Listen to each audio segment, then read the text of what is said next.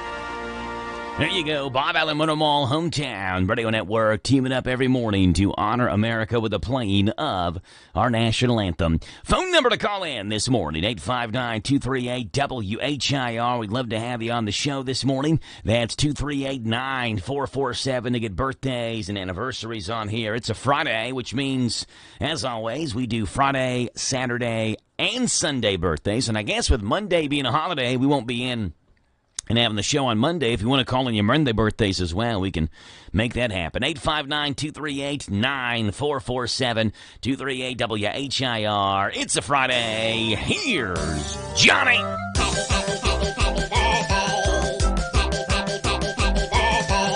right, birthdays today look like this. Kingston Jones, John Warren, Karen Edwards, and Kellen Young. As well as Eva Simpson Kokenauer, and a happy 10th anniversary to Misty and Greg Collier. Tomorrow is May the 24th. We have Jordan Wiltshire and Michael Thornton down on May the 24th, as well as Zoe Selby. And on Sunday, May 25th, we have Tevin Kavanaugh, Maria Montgomery, Christy Ray, Sequoia Sims, Nathan Fry, Katie Cole, and Allie Huff.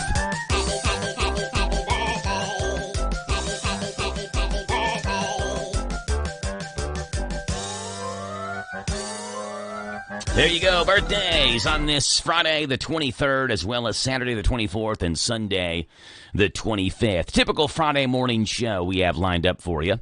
First guest comes on here this morning at 7:40. That'll be the County Agent Corner, brought to you by Bluegrass South Livestock Market.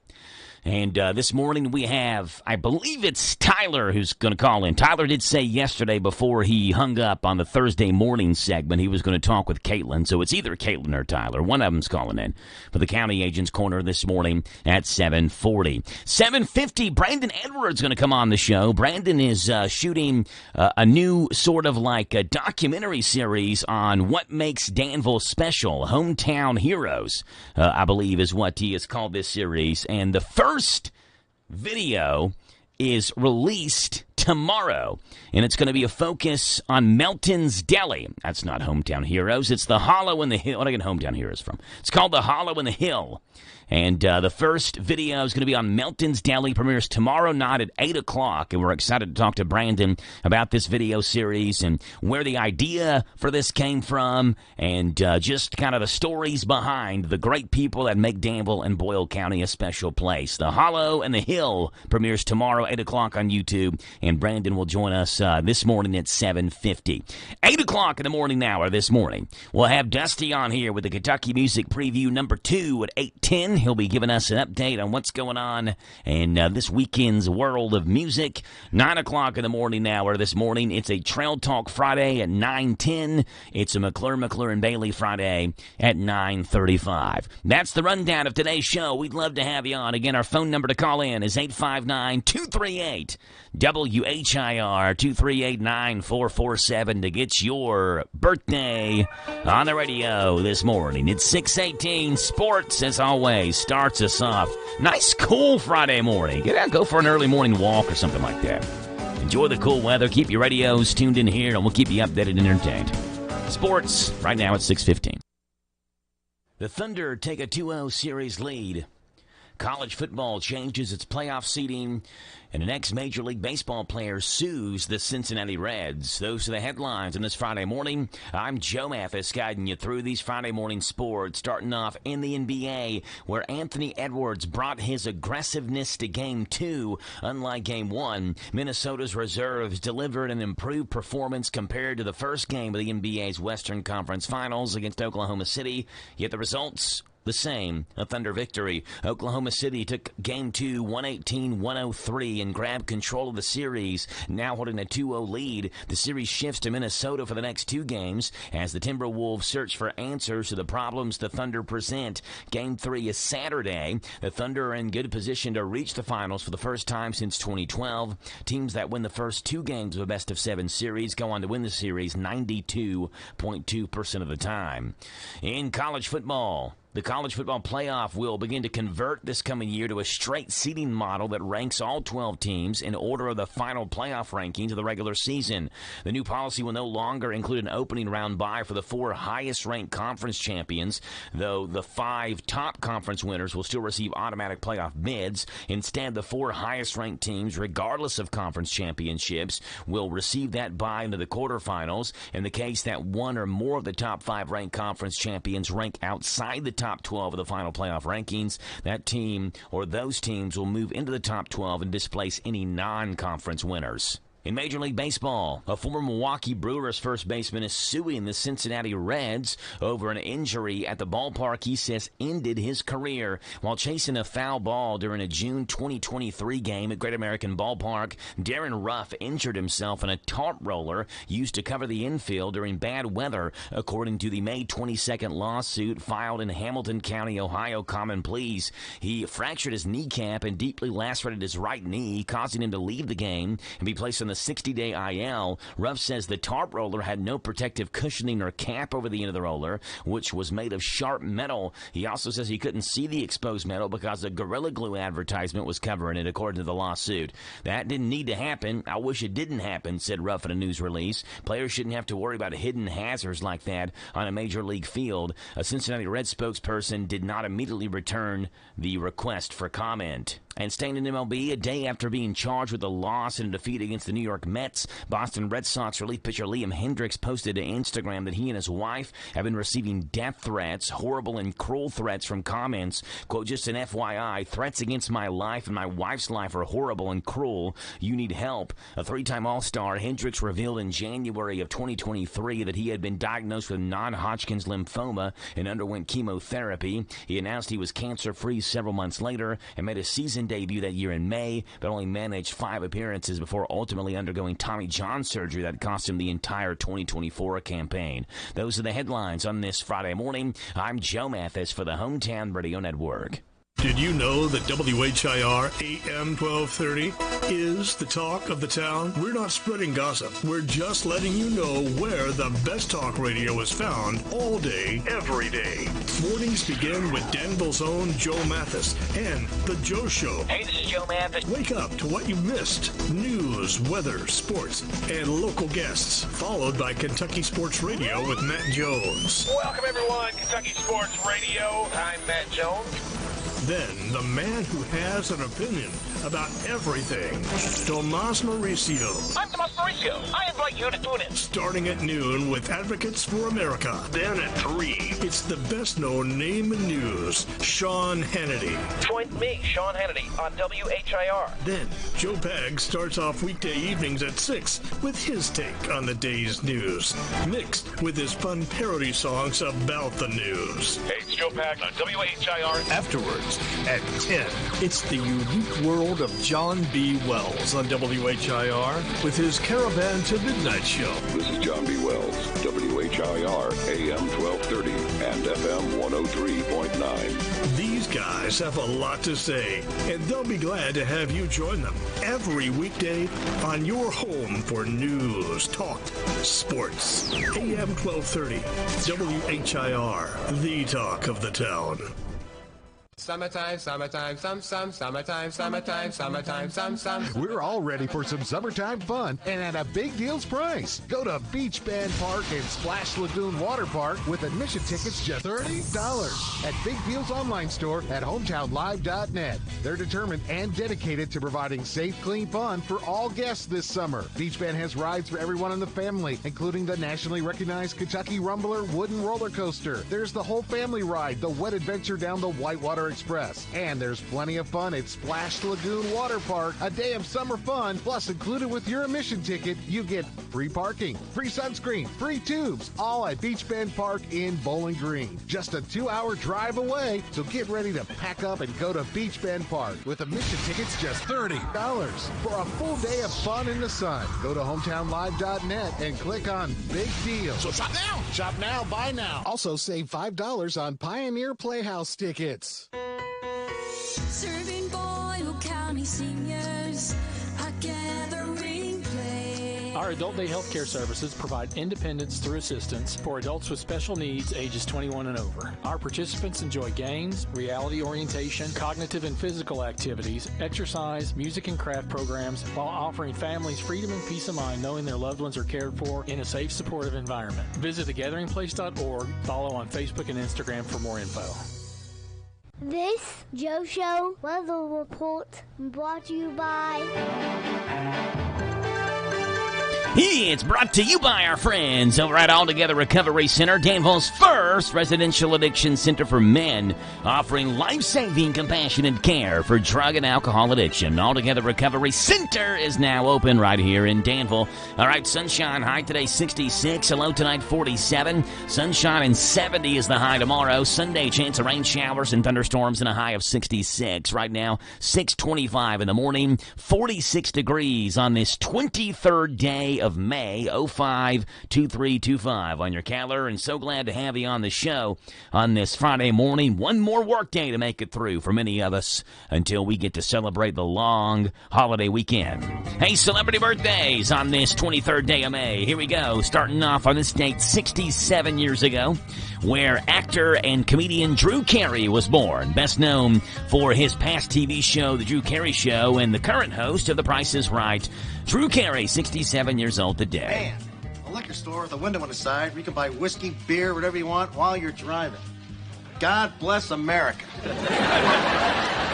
Just the thing for that drunk driver who's constantly on the go.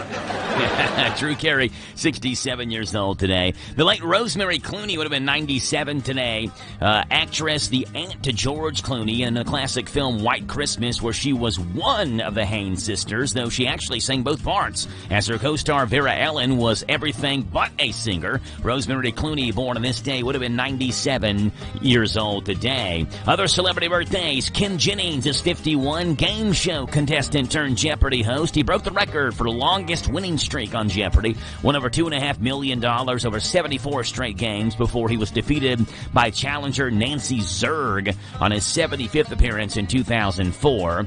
And the late boxer Marvelous Marvin Hagler would have been 70 years old today, compiled a remarkable 62-3-2 record across his historic career, and Boxing Illustrated named him the Fighter of the Decade for the 1980s. He actually did legally change his name to Marvelous after becoming upset the announcers never referred to him as Marvelous like he asked to. Marvelous Marvin Hagler would have had a birthday today, born on this date 70 years ago. Celebrity birthdays on this Friday, May the 23rd. There you go, folks.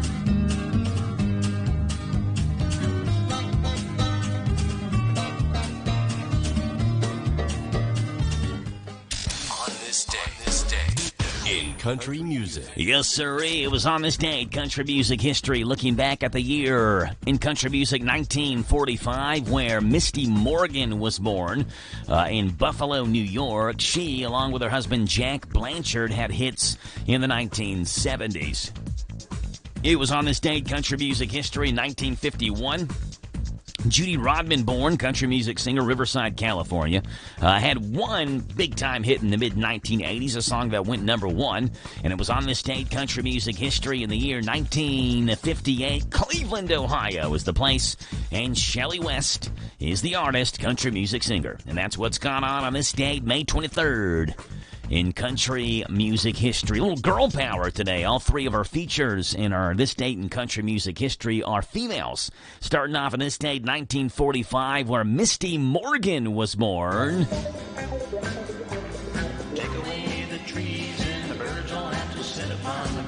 Misty Morgan Jack Blanchard had the big-time hit Tennessee Bird Walk, which went number one back in 1976. She died of cancer just 4 years ago, January 1st, New Year's Day of 2021, at the age of 75. Today would have been the 80th birthday of Misty Morgan, born on this day, 1945.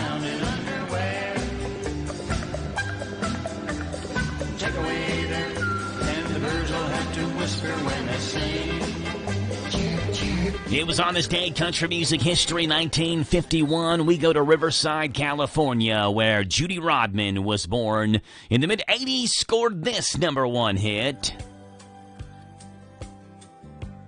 There's a room in my father's house. Name of the song is Until I Met You. She also won the ACM's Top New Female Vocalist in the year 1985. Happy birthday today, Judy Rodman, 74 years old. To a total stranger, no more than just. And real quickly, it was on this day, 1958, Shelley West was born. Her song, Jose Cuervo, made waves in the 80s. Well, it's Sunday morning and the sun is shining in. There you go. That's what's gone on this day, May 23rd, in country music history. 6:30 in the morning. Canaan News comes your way now. This is the Kentucky News Network. One person is dead after a large fire in Corbin. John Shannon has the details. Corbin police say it happened early Thursday morning. In a post on Facebook, the department says that loud explosions were heard as far away as Moore Hill in Knox County. They added that the homeowner is an avid gun enthusiast and had a number of guns in the home. The flames completely overtook the house, a tractor, and multiple vehicles in a garage next to the home. The coroner's office says one person is confirmed dead after the fire. That person's name has not yet been released. I'm John Shannon. A London couple married for 29 years remains hospitalized after losing limbs during last week's tornado in London. The family of Paul and Gail Klein say the two were found in the destruction of their Meadow Lane Road home, still hugging each other tightly, even though they both were missing an arm. Paul is said to be doing well, while Gail remains on life support after not only losing an arm, but suffering from broken ribs and liver and lung damage. A GoFundMe has been set up for the couple, which has already raised nearly $40,000. Earlier today, Governor Andy Beshear updated those who were injured as a result of the severe weather that swept through the Commonwealth last Friday. We still have at least 8 people in the hospital. 3 are still in critical condition. 1 is in serious condition. and happy to report 4 of those are now in good condition. He also provided more information on the looting that was reported in London after the tornado devastated the area.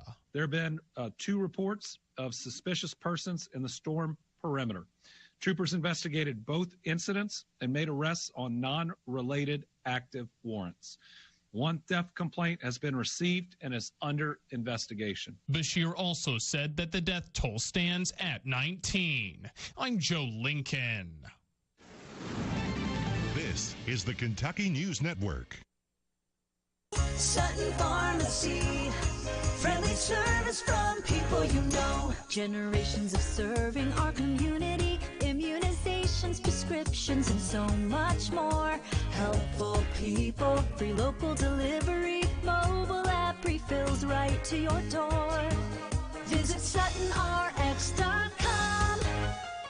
Sutton Pharmacy, friendly service from people you know. In Lancaster on Maple Avenue. Step into Papa's Quick Stop number 7 across from the Boyle County Fairgrounds and discover the enchanting world of Candleberry candles in the huge Candleberry Corner. Refresh your world with an array of fresh cargo scents for your car for just $1.99. Tantalizing tarts, $7.99. Delightful room sprays for $9.50. Small jars are $14.99. Large jars, $25.99. Grand candy jars for $89.99. And a large selection of cookie jars for that special someone at $159.99. Visit Papa's Quick Stop number 7 across the Boyle County Fairgrounds on the bypass for an exhilarating experience like no other. This is a Hometown Radio Network information update. Engineers have suggested a Liberty flood wall to prevent future flooding to the Green River in Liberty. The Casey County News reports that a new flood wall was stated as the best solution to prevent future flooding on Liberty's bypass commercial zone. That's what engineer Glenn Ross suggested to the Liberty City Council, stating that the U.S. Army Corps of Engineers 2022 flooding study measured the impact of different solutions to the flooding there. 19 alternatives were suggested by the study, but the flood wall seemed to be the most realistic. The flood wall, he said, would be between 1/2 and 3/4 of a mile long, beginning along the convenient tributary and crossing US 127 downriver to the bridge intersection of 127 and Kentucky 70, with floodgates able to close intersections and shut off water. That wall would also range in height from 5 foot to 12 feet tall. As for its potential, Ross did say that with its cost in the potential millions of dollars, the only way it may be feasible would be through an act of Congress. The Liberty City Council agreed with Ross's suggestion, however, and voted to pursue the idea, requesting a study to be done to find a price on that potential flood wall. Certified search and rescue teams from multiple states will be in Danville this weekend for a training event. The Advocate Messenger's reporting the event is being hosted by the Kentucky Bloodhound Search and Rescue and kicks off tonight in downtown Danville from 6 through 2 in the morning tomorrow morning, and it will continue on a private farm tomorrow before it concludes Sunday at Millennium Park. While the training is not open for uncertified dogs, the public is encouraged to come watch the training, ask questions, and meet the handlers at the event. Speaking of dogs are coming to Millennium Park tomorrow. If you have a dog, you can bring them out to the Dog Olympics in Millennium Park tomorrow at the softball complex. Their competitions will go on like recall relay, rally relay, the last dog sitting, and wine and walk. First place in each event gets a free prize. Everyone gets a ribbon, and they'll also host a talent show. It's $5 for competing individuals, $10 for teams, with proceeds going to benefit local rescues. It's tomorrow from 10 until 2 at the Millennium Park Softball Complex for the first ever Dog Day Summer Kickoff Dog Olympics. Reporting for the Hometown Radio Network, I'm Joe Mathis. Why choose a Sleep Number smart bed? Can I make my side softer? Can I make my side firmer? Can we sleep cooler? Sleep Number does that. Cools up to 8 times faster and lets you choose your ideal comfort on either side. Your Sleep Number setting. It's the Sleep Number Everything Smart Bed sale. Every smart bed and base are on sale during our Memorial Day event. Up to 50% off, plus free home delivery. Limited time. Exclusively the Sleep Number store near you. Learn more at sleepnumber.com. Individuals and businesses with tax problems, listen carefully. If you owe over $10,000 in back taxes or have unfiled tax returns, U.S. Tax Shield can help you take back control. The IRS can seize your bank accounts, garnish your paycheck, close your business, and file criminal charges. Our team of tax attorneys can stop collections and get you protected. U.S. Tax Shield offers a price protection guaranteed quote to get you protected today. U.S. Tax Shield is A+ rated with the BBB, so call 800-466-9625. U.S. Tax Shield, 800-466-9625. The bread of of Life Cafe in Casey County, Highway 127, proudly serves several all-you-can-eat buffets. Start out with the lunch buffet, $13.99. Thursday, after 4, seniors 55 and older can experience the buffet for $9.99. Friday after 4, swimming for the seafood buffet, $19.99. Saturday morning breakfast buffet, 7 till 10:30, $10.99. And Saturday after 4, make your way to the evening buffet for $14.99. Feed your tummy and your soul with a visit to the Bread of Life Cafe, 5 miles south of Liberty on Highway 127. Open till 8, Monday through Thursday night, Friday and Saturday till 9. This Joe Show weather report brought to you by... All right, Jack, I appreciate that, buddy. Brought to you by Danville Auto Body Shop. Top-of-the-line collision auto body repair. Head to the mechanics at Dabs. Danville Auto Body Shop, 315-DILLA. Hey, tell them you heard them on the Joe Show this morning. Get a free estimate and they work with their insurance company. Fixing water leaks, window motor repairs, hail damage and paintless tint repair. Danville Auto Body Shop. Sunshine, high today of 66. Low tonight, 47. Sunshine and 70 is the high tomorrow. Sunday, rain shower, thunderstorm chances, mostly cloudy, high of 66. And we'll let you know Memorial Day Monday is not looking real great. High of 70. Right now, it's 6:38. The chance of rain showers. I guess I should tell you why it's not looking great. Chance of rain showers there Monday night. Right now, 6:37 in the morning, 45 degrees. A little crisp, cool chill in the air. Feels almost like a fall morning this morning. 859-238-9447 to call in. 238-WHIR. And we have a phone call right now. Good morning. You're on the Joe Show. Good morning, Joe. Hey, what's going on with Doug Thacker this morning? Well, I had to call in because today's a big day for my wife. Okay. Yes, today is her 27th anniversary of being married to the greatest man alive. Wow, 27 years of marriage to the greatest man alive. So it's a big day. I know. I like how you said big day for your wife. Maybe not necessarily a big day for you, but when you're married to the greatest man alive, it is a big day for that individual married to that person. You're right. It is, and she's so privileged to have been blessed to have 27 glorious years. Yeah. You're not even 27 years old, are you, Joe? I am. I'll be 36 in August, Doug. So I was, I guess, 8, going on 9 when you all married 27 years ago. So it was on this date, 1998. You all got married? Yes, sir. And it was raining. It was nasty, and we did the unconventional wedding. We just had like 5 people there, including us, and that was it. Where did y'all get married? Here in Kentucky, or? Monticello, Wayne County. All right, so back in 1998, that was a big time then because UK would have just won the national championship like a month prior, right, in basketball? Yes. Yep. They won in 98. Yeah. They did. Yeah, they did. Yeah. They won in 96. They lost in 97 and won in 98. 97 and then won 98. Yeah, they should have won in 97, but yeah. Anyway, should have, would have, could have, didn't do it. But yes, it was a cold, nasty day. We got married, and then we took off to Disney World. Wow, Disney World for the honeymoon. That's pretty cool. Now, you've called in before, Doug, and have kind of gone over some of the gifts that you've gotten your wife on your anniversary. I think last year it was a chainsaw.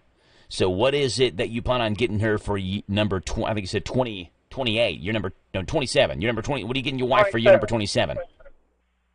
Well, I think I'm going to have to go just get some cleaning supplies today, so she can start cleaning up both houses and get them straightened out and ready to go. Wow! And one to sell and one to move into. Oh, so you okay? You said both houses. I'm like, wow, Doug, you're an independently wealthy man. You got 2 houses, but you all are moving into one. Yes, we're living in one right now, but we're getting ready to move into another one. Probably the middle of next month after we get some more work done to it. There you go. But she's going to have to get down and do some scrubbing and things like that. So probably I'll go to Lowe's and get one of those Lowe's buckets and then just fill it up with cleaning supplies. Yeah, that's nice. Stuff like that. That's thoughtful. Yeah, maybe like squeegees and like Windex and disposable gloves and goggles and stuff like that. Maybe even like a respirator breathing mask. She didn't have to breathe the chemicals in she's scrubbing.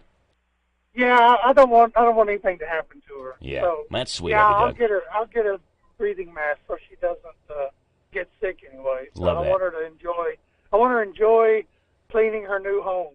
Love it. Good stuff. 27 years. Happy 27th anniversary to Doug and Reggie Thacker, celebrating their 27th today. Doug, appreciate you being on. You have a great day. We'll talk to you later, okay? Thanks, Joe. All right, Doug, you too. Bye. There you go. Happy 27th anniversary to Doug and Reggie Thacker. Cleaning supplies. What an anniversary gift. I love it, Doug. I think you ought to buy even like thinking about maybe like a wheelbarrow or something. You're going to have to be doing maybe some yard work at the new house. Maybe like an electric drill. I mean, you've already got the chainsaw. I'm trying to help you out. I just feel like cleaning supplies is not enough. Maybe you ought to get some other things along with that. Happy anniversary, Doug and Reggie Thacker. Larry Vaught, Vaught's Views. Here you go. Vaught's Views on University of Kentucky Sports is on the air. Featuring 7-time Kentucky Sports Writer of the Year, Larry Vaught.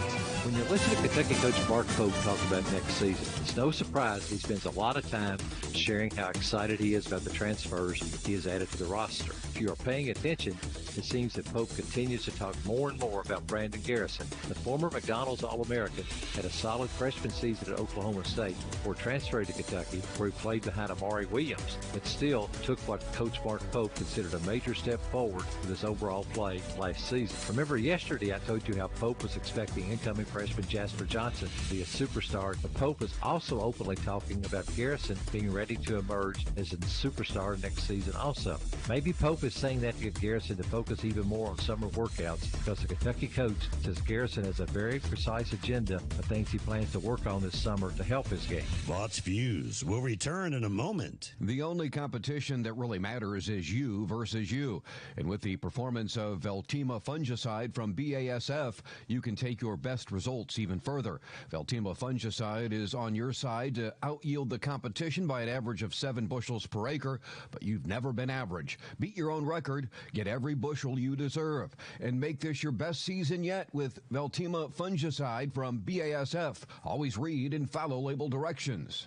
Kentucky coach Mark Pope wants junior center Brandon Garrison to become a better leader and help teach newcomers to the program what it means to be a Kentucky basketball player. Pope felt Garrison took on a bigger leadership role final month last season, and now has a chance to be the type of life-changing mentor for players that Amari Williams was for him last season. Garrison was a bit emotional at times last season, but there's nothing wrong with having a little passion on the court, and hopefully that will help him be the emerging superstar Mark Pope wants. Find more from Larry at yoursportsedge.com.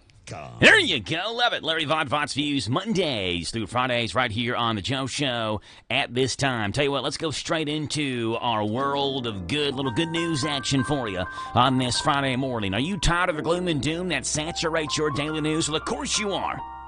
And I am right there with you. These stories remind us of the silver lining in the cloud over all of our heads. My way of sharing the good news with you, and hopefully you'll go do the same for somebody else. Ladies and gentlemen, give it up on the piano. It's Mr. Floyd Kramer for you. Story number 1 coming from Des Moines, Iowa. Love it, where this lady named Katie Beeson spotted a house fire in Des Moines and took immediate action to alert the family inside, helping ensure their safe escape. Along with another passerby, she banged on windows and doors until a resident confirmed everyone was evacuating. Her brave response prevented tragedy, and her daughter, who witnessed the entire thing, now sees her mom as a hero. A woman was driving early Wednesday morning when she saw a house fire, stopped to wake up the residents and help them escape the fire. Katie Beeson describes banging on a stranger's window. When I was pounding on that window, I could see through the curtains, and I could see an orange glow and the flickering and everything. Story number 2 coming from Canada, where Stephanie Case, a Canadian ultra-marathoner and UN human rights lawyer, recently won Britain's 62-mile ultra-trail Snowdonia race just 6 months after giving birth. She intended the event to be a warm-up exercise for an upcoming race in Colorado and made multiple stops at aid stations along the route to breastfeed her baby. Supported in the race by her partner and under the supervision of a doctor specializing in female athletic science, Case was shocked when she learned she won the race. That's when you know you're good, right? Like, this is just a warm-up. I'm not even trying. I'm just trying to get ready for the Colorado Marathon or whatever. But she ends up winning the race she's just not even trying in. Story number 3 coming from Portland, Oregon. After a fire destroyed the makeshift home of Ronald Hartman, a former homeless man living behind a Portland, Oregon restaurant, the community rallied to support him. The restaurant owner launched a fundraiser to build him a permanent tiny home. He raised $5,000 in just 2 days. The new structure will provide Hartman with safe and lasting space, reinforcing his sense of belonging and restoring his dignity. The good news: a restaurant building a tiny home for a beloved homeless man after a fire. Speaking of a fire, an Iowa mom saves a family of strangers from a house fire. And a mom wins the ultramarathon while breastfeeding and starting 30 minutes late. That's what's going on in this morning's world of absolute good, folks.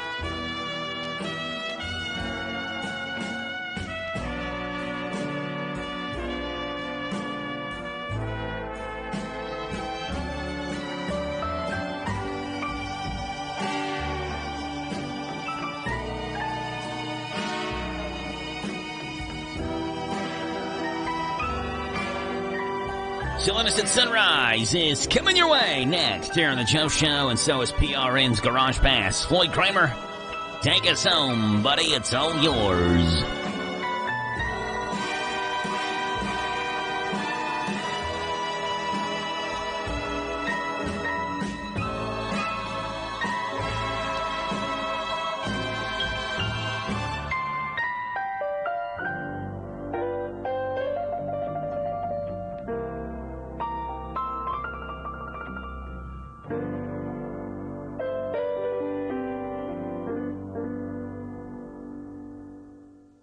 Lee's Famous Recipe's been serving the best chicken in Danville since 1972. Lee's is proud to serve up money-saving $6 meals that include 2 strips or 2 pieces of dark meat, livers or gizzards, your choice of a side, plus a home-style buttermilk biscuit and drink, all of it just $6. Don't feel like cooking? Feed the family with an 8, 12, 16, or 20-piece meal that comes with large shareable sides and home-style buttermilk biscuits. For your next get-together, call Lee's, the expert caterers, at 859-236-8777. Visit Lee's Famous Recipe, the chicken specialist in Danville and South 4th. Do you need a loan to start that new home remodeling project? Maybe you are buying a new home or refinancing your existing home. Whatever type of loan you need, Farmers National Bank is here to help you. Getting started is easy. Stop by a Farmers National Bank office in Danville, Bergen, Harrodsburg, Junction City, Lancaster, Liberty, Middleburg, Perryville, and Stanford, and talk to a member of our lending staff. Farmers National Bank, your lifetime bank. Some restrictions may apply. Member FDIC, Equal Housing Lender. Getting ready for the Coke 600 Crown Jewel event. It's a really big deal. There wasn't really anything too surprising last year. I'm Mark Darrow, and this is PRN's Garage Pass. At Napa, we've spent the last 100 years building our business into an engine that powers yours. Whether you're big or small, national or local, Napa has the automotive solutions your business needs to stay moving. And it's all driven by a nationwide network of quality parts and exceptional service on one mission: to keep your business moving full speed ahead. That's why we are the pros that know. The 66th running of the Coca-Cola 600 will take place at Charlotte Motor Speedway this weekend. The winner a year ago, Mother Nature and Christopher Bell. I hate that it got rain shortened last year because obviously it's known for the 600 miles, and I want to win the 600-mile event, but Charlotte's been a great track for me the last couple of years. The bad weather wasn't just limited to North Carolina, but it also hit Indiana, which meant Kyle Larson would not only not be able to do the double, but he never even got to take part in the 600 at all. This after he led the Indy 500 and for a moment had people thinking he could win it. Felt like the race was going really smooth up until we had the brake issue and sped on pit road. So I felt really prepared last year, and I would say come race time this year, if our balance is good, I'll feel prepared again, so there wasn't really anything too surprising. PRN's coverage of the Coke 600 begins Sunday at 5 Eastern with Tyler Reddick ready to take the green flag. You want to start the race good in the daytime, but it's super important to continue staying on top of your car into the night. You got to be able to fire off on that last restart when temperatures really start to drop. We'll also have live Cup qualifying Saturday at 1:30 and the BetMGM 300 Xfinity Series race at 4. You ever try fixing your car and realize you're missing that one part? Yeah, been there. That's why eBay's my go-to. They've got millions of parts, guaranteed to fit. I'm talking brake pads for when yours have seen one too many miles of stop and go. Oil filters, because you don't mess around with your engine care. Even got this cold air intake on my watch list. I might just go for it. To keep the ride cool and your DIY streak hot. Find all the parts you need at prices you'll love. Guaranteed to fit every time. eBay. Things people love. Eligible items only. Exclusions apply. A rookie running the 600 has absolutely no idea what he's in for. As an example, Bubba Wallace remembers in 2018 how he lost the battle for 15th to Daniel Suarez. I was running him down for like a straightaway. He got within like 10 car lengths of him, and it was like 10 to go. Came on the radio, and I'm like, this is all I got. I'm sorry. And I just fell back and finished behind him. I think that moment I realized how demanding that race was. And that's all I've got. PRN's Garage Pass. Not narrow-minded, Garrow-minded. Hey, it's Joe Pags. Make plans to join us for the show. We're bringing the top news stories that are affecting you, the top stories from social media, pop culture stories, could be in sports. Maybe we'll sing a song or two or three or make fun of somebody that you want us to make fun of. That plus, of course, a big part of the program is you calling in. Look, we can agree, we can debate, we can yell at each other, we can sing a song together. We do it all right here on the Joe Pags Show, Monday through Friday from 6 to 9 on WHIR AM 1230 and online at hometownlive.net. This Joe Show weather report brought to you by... All right, Jake, appreciate that, buddy. The Little Sign Shop brings you this weather forecast and our new owners and operators. They offer all types of quality signs at affordable prices. Many within 24 hours. They are in Danville, where 2nd and 4th Streets meet. Call them, 859-238-7391, The Little Sign Shop. Sunshine, 66 is the high. Tomorrow, 69 is the high. Sunday, 66 is the high. It's 6:53 in the morning right now, 45 degrees in Danville, Friday, the 23rd day of May. So glad to have you on the show at 859-238-WHIR, 238-9447. 100% hilarious. So bad they're good. Warning, these may make you cringe.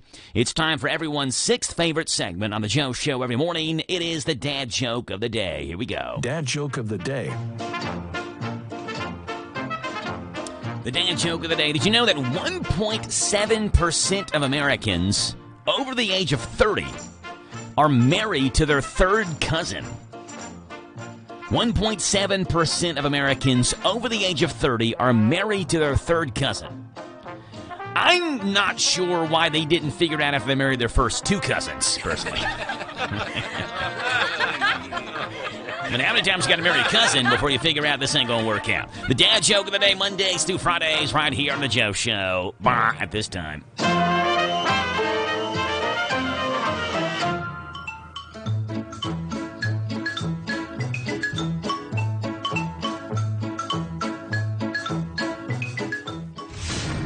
Welcome to the planet of the apps. And today, welcome to the Planet of the Apps study that says we're all getting bigger and fatter because we spend an average of 9 hours a day sitting down. So there's an app for you now. It's free. It's called Pedometer, Pedometer. And I don't know if you knew this, but you burn a calorie a minute when you're sitting down, but you burn 2 calories with every 30 steps you take. So obviously you want to be in motion. Pedometer it's a terrific multifunction tool for your smartphone. It tells you exactly how many steps you've taken, how many calories you've burned walking. Pedometer. You just set up the app in a few seconds by entering your weight, your height. Let me see. I'm going to try this on the phone. Your weight, your height, and the app starts counting when you start walking. My problem is I have headphones on right now so I can walk in place, but every 30 steps equal 2 calories. It automatically stores the detailed history log every time you use it, so you can share your results with friends via email. You can access the iPod functions of your phone to play music while walking. Once again, it's called Pedometer, Pedometer. You can search for it. Why? Because you found out about it right here with Rick Dees in the middle of the Planet of the Apps. There you go, the Planet of the Apps, Mondays through Fridays, right here on the Joe Show at this time. Leads us into this morning's Country Comic Spotlight, where Matt Falk is in the spotlight today, and he talks about how he, at one point, was doing stand-up on a cruise ship, and he thought that was going to be just like the best job and that it wasn't all that great. Matt Falk, Country Comic Spotlight. Here he is. I know that I'm more jaded than the typical person. I think stand-up comedians are generally more jaded because, like, I've experienced a lot of things in my life that I thought were going to be dreams come true, but they were just, Like, I got to perform on a cruise ship, and I was always so excited about that. But it's not that good. It's like a normal comedy club, except you try not to get seasick, and there's no cell service. That's it. It's awful. And they put you through this whole safety rigmarole because you're technically part of the crew. I learned what to do in case of man overboard, and I'm going to tell you because, well, I'm up here. And if I stopped talking, that would just be the end. So this is what you're supposed to do. You get to yell man overboard, and that's everybody's dream, isn't it? We've all wanted to do that. Man overboard! That's awesome. But then you got to yell what side they fell overboard, like port side or starboard. And I wasn't paying attention, so I don't know which one is port side or which one is starboard. So I'd just be up there like an idiot going, man overboard! Right here! And then you are supposed to throw the life buoy in their direction. That was the wording that the captain used, in their direction, not to them. Apparently, how close I throw it, totally up to me. If I want to chuck it 10 feet away, be like, burn 10 calories, would you, Kyle? Then that's fine. Matt Falk in the Country Comic Spotlight. Rick Dees in this morning's Planet of the Apps, and the dad joke of the day leads us into this morning's look at UK basketball. Almost said Country Comic Spotlight. No, we just had that. Look at UK basketball with Tom Leach, and I'm sure talking about UK basketball and how deep this roster looks like it's going to be this year for head coach Mark Pope. It's a look at UK sports with Tom Leach, Mondays and Fridays. Right around this time, here on the Joe Show on WHIR Danville News Talk Sports. Jalen Lowe took his name out of NBA draft consideration on Thursday, and he's all in on being Kentucky's point guard. We'll hear from his dad coming up on a look at UK sports. If you want to make the most of your vacation, there's no better place than the Bluegrass State. Kentucky's 44 state parks offer abundant places to play and diverse accommodations to stay. Take a hike, float your boat, or bike the trails. Pitch a tent under the stars or settle into a lakefront lodge. Tee up for 18 holes. Then enjoy a signature meal. Plan your trip at parks.ky.gov.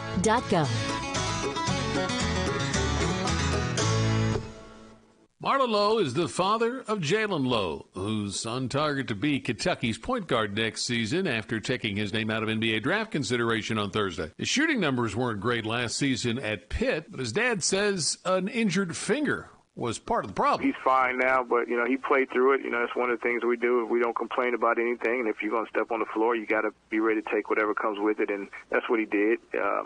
Good and bad. Does he remind you of anybody you've played with or watched, just in terms of, no, he's not the next whoever, but he has, if you know this guy's game, then it looks like Jalen's game? That's a good question. And it's hard to say because there's so many different people, but none in particular. But, you get a lot of different people throw different names out. And even De'Aaron Fox was one of them.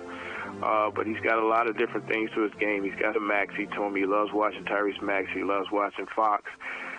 He loves Chris Paul. The old Rajon Rondo. He used to watch Rondo all the time. Lowe posted a message about his decision on X yesterday, saying he can't miss out on this opportunity. See you soon, BBN. Otega Owe has until next Wednesday to make his decision about the NBA. That's a look at UK sports. This is the talk of the town, AM 1230, and now on FM 103.9, WHIR Danville, powered by Kentucky WiMAX. It's 7 o'clock. NBC News Radio, I'm Michael Kastner. The pilot of a doomed plane asked air traffic control about weather reports before crashing into a San Diego neighborhood Thursday morning. 6 out there, a little better, but higher minimum, so probably not a great option either. 6 people are presumed dead after a private jet crashed. Authorities say the Cessna 550 had 6 people on board when it flew into a patch of dense fog, clipped a power line, and crashed into a house early Thursday in North San Diego. Music agency Sound Talent Group said 3 of its employees were killed in the crash, including co-founder Dave Shapiro. Former drummer for metalcore band The Devil Wears Prada, Daniel Williams, was reportedly on the plane. No one on the ground was killed, but around 100 residents had to be evacuated after the crash led to several house fires. The suspect in Wednesday's deadly shooting of 2 Israeli embassy staff members in Washington, D.C. has been formally charged. Interim U.S. Attorney for the District of Columbia, Janine Pirro, made the announcement. Murder in the first degree for the murder of 30-year-old Yaron Levshinsky, a foreign official and official guest of the United States. Mr. Levshinsky was here on official business for the state of Israel. More than 200 crypto investors attended a gala dinner hosted by President Trump promoting his new meme coin. The event was held Thursday night at Trump's golf course near Washington, D.C., where investors had to buy the president's Trump cryptocurrency in order to gain entrance. Investors at the dinner reportedly spent about $148 million on the Trump crypto. The Trump administration is sending another 1,100 troops to the southern border as part of its immigration crackdown. The new deployment brings the total number of service members to nearly 10,000. Officials say about half of the new troops will focus on construction and support duties. Michael Kastner, NBC News Radio. Diabetic, we have great news. You can end the painful finger sticks with a new CGM. Plus, they may be covered by Medicare, Medicaid, or private insurance. If you use insulin or have had hypoglycemic events, you may qualify. Call US Med now to learn more. 800-513-1652. 800-513-1652. 800-513-1652. That's 800-513-1652. Discover experiences that truly move you. Spectacular nature and authentic bluegrass music captivate you. Legendary horses and world-renowned bourbon wow you. Visit KentuckyTourism.com to find what moves you in our new Kentucky home. Memorial Day weekend travel rush is on. More from Tammy Trujillo. TSA regional spokesperson Dan Velez says his agency is ready. Normally, when you have a holiday falling on a Monday, your Thursdays and Fridays prior to that Monday are always going to be very busy. The FAA is expecting record-breaking travel. Over 3.5 million people are expected to get to their destination by plane, an almost 2% increase from last year. Meanwhile, AAA is forecasting 45 million Americans will hit the road through Monday for the holiday weekend. That would break the previous record set in 2005. Swim safety is top of mind as we head into this Memorial Day weekend. Drowning prevention expert Miran Oka says just because your kids take swim lessons does not mean they're water safe, so always designate a water watcher. Because unfortunately, we hear like when there are a lot of adults watching the children by the water, no one is really 100% devoted to watching. Everybody thinks somebody else is really watching and paying attention. She says you can think of safety in layers of protection, from lessons to pool fences and gate alarms. The woman accused of sneaking onto a flight from New York's JFK to Paris last November is being found guilty. Kristen Marks reports. A Brooklyn federal jury convicted 57-year-old Svetlana Dali Thursday after she pleaded not guilty to a count of stowaway on an aircraft without consent. During a swift trial, she admitted she didn't have a boarding pass when she got on the fully booked Delta flight before hiding in the bathroom for most of the trip. Investigators say she evaded busy airport staff by using a lane for flight crew and mixing in with boarding passengers. Dali was arrested again just weeks later on a Greyhound bus from Buffalo to Canada while out on bail. She faces up to 6 months in prison. The owner of OnlyFans is reportedly in talks to sell the platform for about $8 billion. A report from Reuters says the holding company Phoenix International Limited is in negotiations with an investor group led by a Los Angeles-based investment firm. Michael Kastner, NBC News. At Stuart Powell Ford Mazda, we are proud to be your hometown dealer for many reasons. Selection, service, convenient location, and our people. Your friends, family, and neighbors. Since 1949 at Stuart Powell, we make it easy. Stuart Powell Ford Mazda. Visit us on the bypass in Danville or online at stuartpowell.com. All right, good morning to you folks. We are looking at Friday, the 23rd day of May, a sunny day with 66 as your high. Forecast comes your way. News coming up here as well, brought to you by, we just heard from Patty Powell and Stuart Powell Ford Mazda. This is a Hometown Radio Network information update. Engineers have suggested a Liberty flood wall to prevent future flooding to the Green River in Liberty. The Casey County News reports that a new flood wall was stated as the best solution to prevent future flooding on Liberty's bypass commercial zone. That's what engineer Glenn Ross suggested to the Liberty City Council, stating that the U.S. Army Corps of Engineers 2022 flooding study measured the impact of different solutions to the flooding there. 19 alternatives were suggested by the study, but the flood wall seemed to be the most realistic. The flood wall, he said, would be between 1/2 and 3/4 of a mile long, beginning along the convenient tributary and crossing US 127 downriver to the bridge intersection of 127 and Kentucky 70, with floodgates able to close intersections and shut off water. That wall would also range in height from 5 foot to 12 feet tall. As for its potential, Ross did say that with its cost in the potential millions of dollars, the only way it may be feasible would be through an act of Congress. The Liberty City Council agreed with Ross's suggestion, however, and voted to pursue the idea, requesting a study to be done to find a price on that potential flood wall. Certified search and rescue teams from multiple states will be in Danville this weekend for a training event. The Advocate Messenger's reporting the event is being hosted by the Kentucky Bloodhound Search and Rescue and kicks off tonight in downtown Danville from 6 through 2 in the morning tomorrow morning, and then will continue on a private farm tomorrow before it concludes Sunday at Millennium Park. While the training is not open for uncertified dogs, the public is encouraged to come watch the training, ask questions, and meet the handlers at the event. Speaking of dogs are coming to Millennium Park tomorrow. If you have a dog, you can bring them out to the Dog Olympics at Millennium Park tomorrow at the softball complex. Their competitions will go on like recall relay, rally relay, the last dog sitting, and wine and walk. First place in each event gets a free prize. Everyone gets a ribbon, and they'll also host a talent show. It's $5 for competing individuals, $10 for teams, with proceeds going to benefit local rescues. It's tomorrow from 10 until 2 at the Millennium Park softball complex for the first ever Dog Day Summer Kickoff Dog Olympics. Reporting for the Hometown Radio Network, I'm Joe Mathis. This morning's local news was a service of Stuart Powell Ford Mazda on the bypass in Danville and online at stuartpowell.com. Talk Kentucky Sports, weekday mornings at 10 with Matt Jones and Kentucky Sports Radio, right here on AM 1230 WHIR. Electricity helps keep our modern lifestyle going. But if the electrical system in your house is outdated, you may be headed for trouble.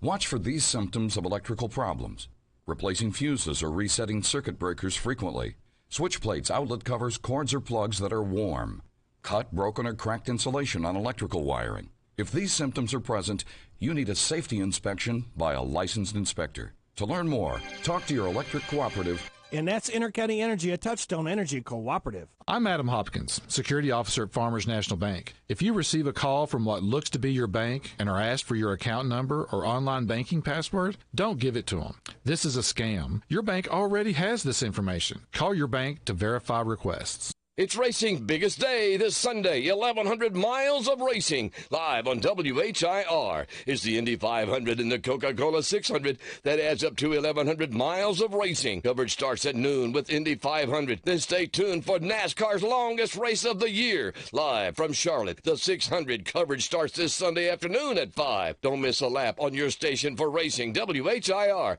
AM 1230 and FM 103.9, and streamed around the world on hometownlive.net. This Joe Show weather report brought to you by... All right, Jack, appreciate that, old buddy. Brought to you by our friends hanging out over at the Big Deals online store, hometownlive.net. Shop and save on gift certificates to local businesses and big-time discounts up to 50% every single day. The Big Deals online store, hometownlive.net. You know we get sunshine on this great Friday.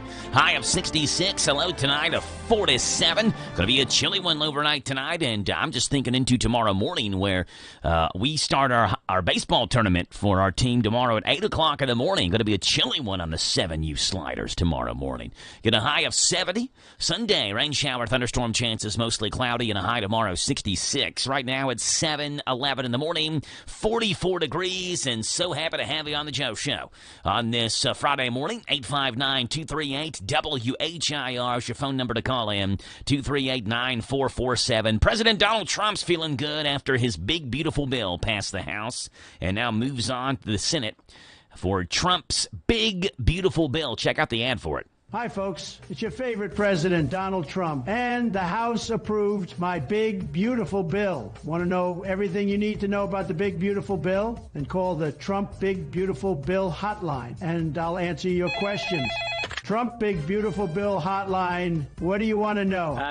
So will there be an increase in taxes for the middle class with this bill? I'm glad you asked that, because this is a big bill. Did I mention it's big and beautiful? Yeah. In fact, nobody's ever seen a bill this big. A lot of people come up to me and say, "Sir, I love this bill because it's big and beautiful." Believe me. Okay, so what about the taxes thing I asked you? All right, thanks for calling. The Trump Big Beautiful Bill hotline. Get answers to your questions today. Call now. Do it. Let's see what's breaking and trending here this morning on the Joe Show. Starting off with this, where local authorities have launched their own investigation into last week's jailbreak in Louisiana. The Orleans Parish District Attorney Jason Williams is outraged that nearly 1 week later, the sheriff's office had not formally requested the processing of the crime scene. No DNA or fingerprints have been taken in the cell where the escapes occurred. He says that's the type of evidence a jury is going to be looking for when it's time to hold somebody accountable. The state's attorney general has also launched an investigation. 5 of the 10 escapees are still on the run, and 3 women as well as a man have been arrested for allegedly aiding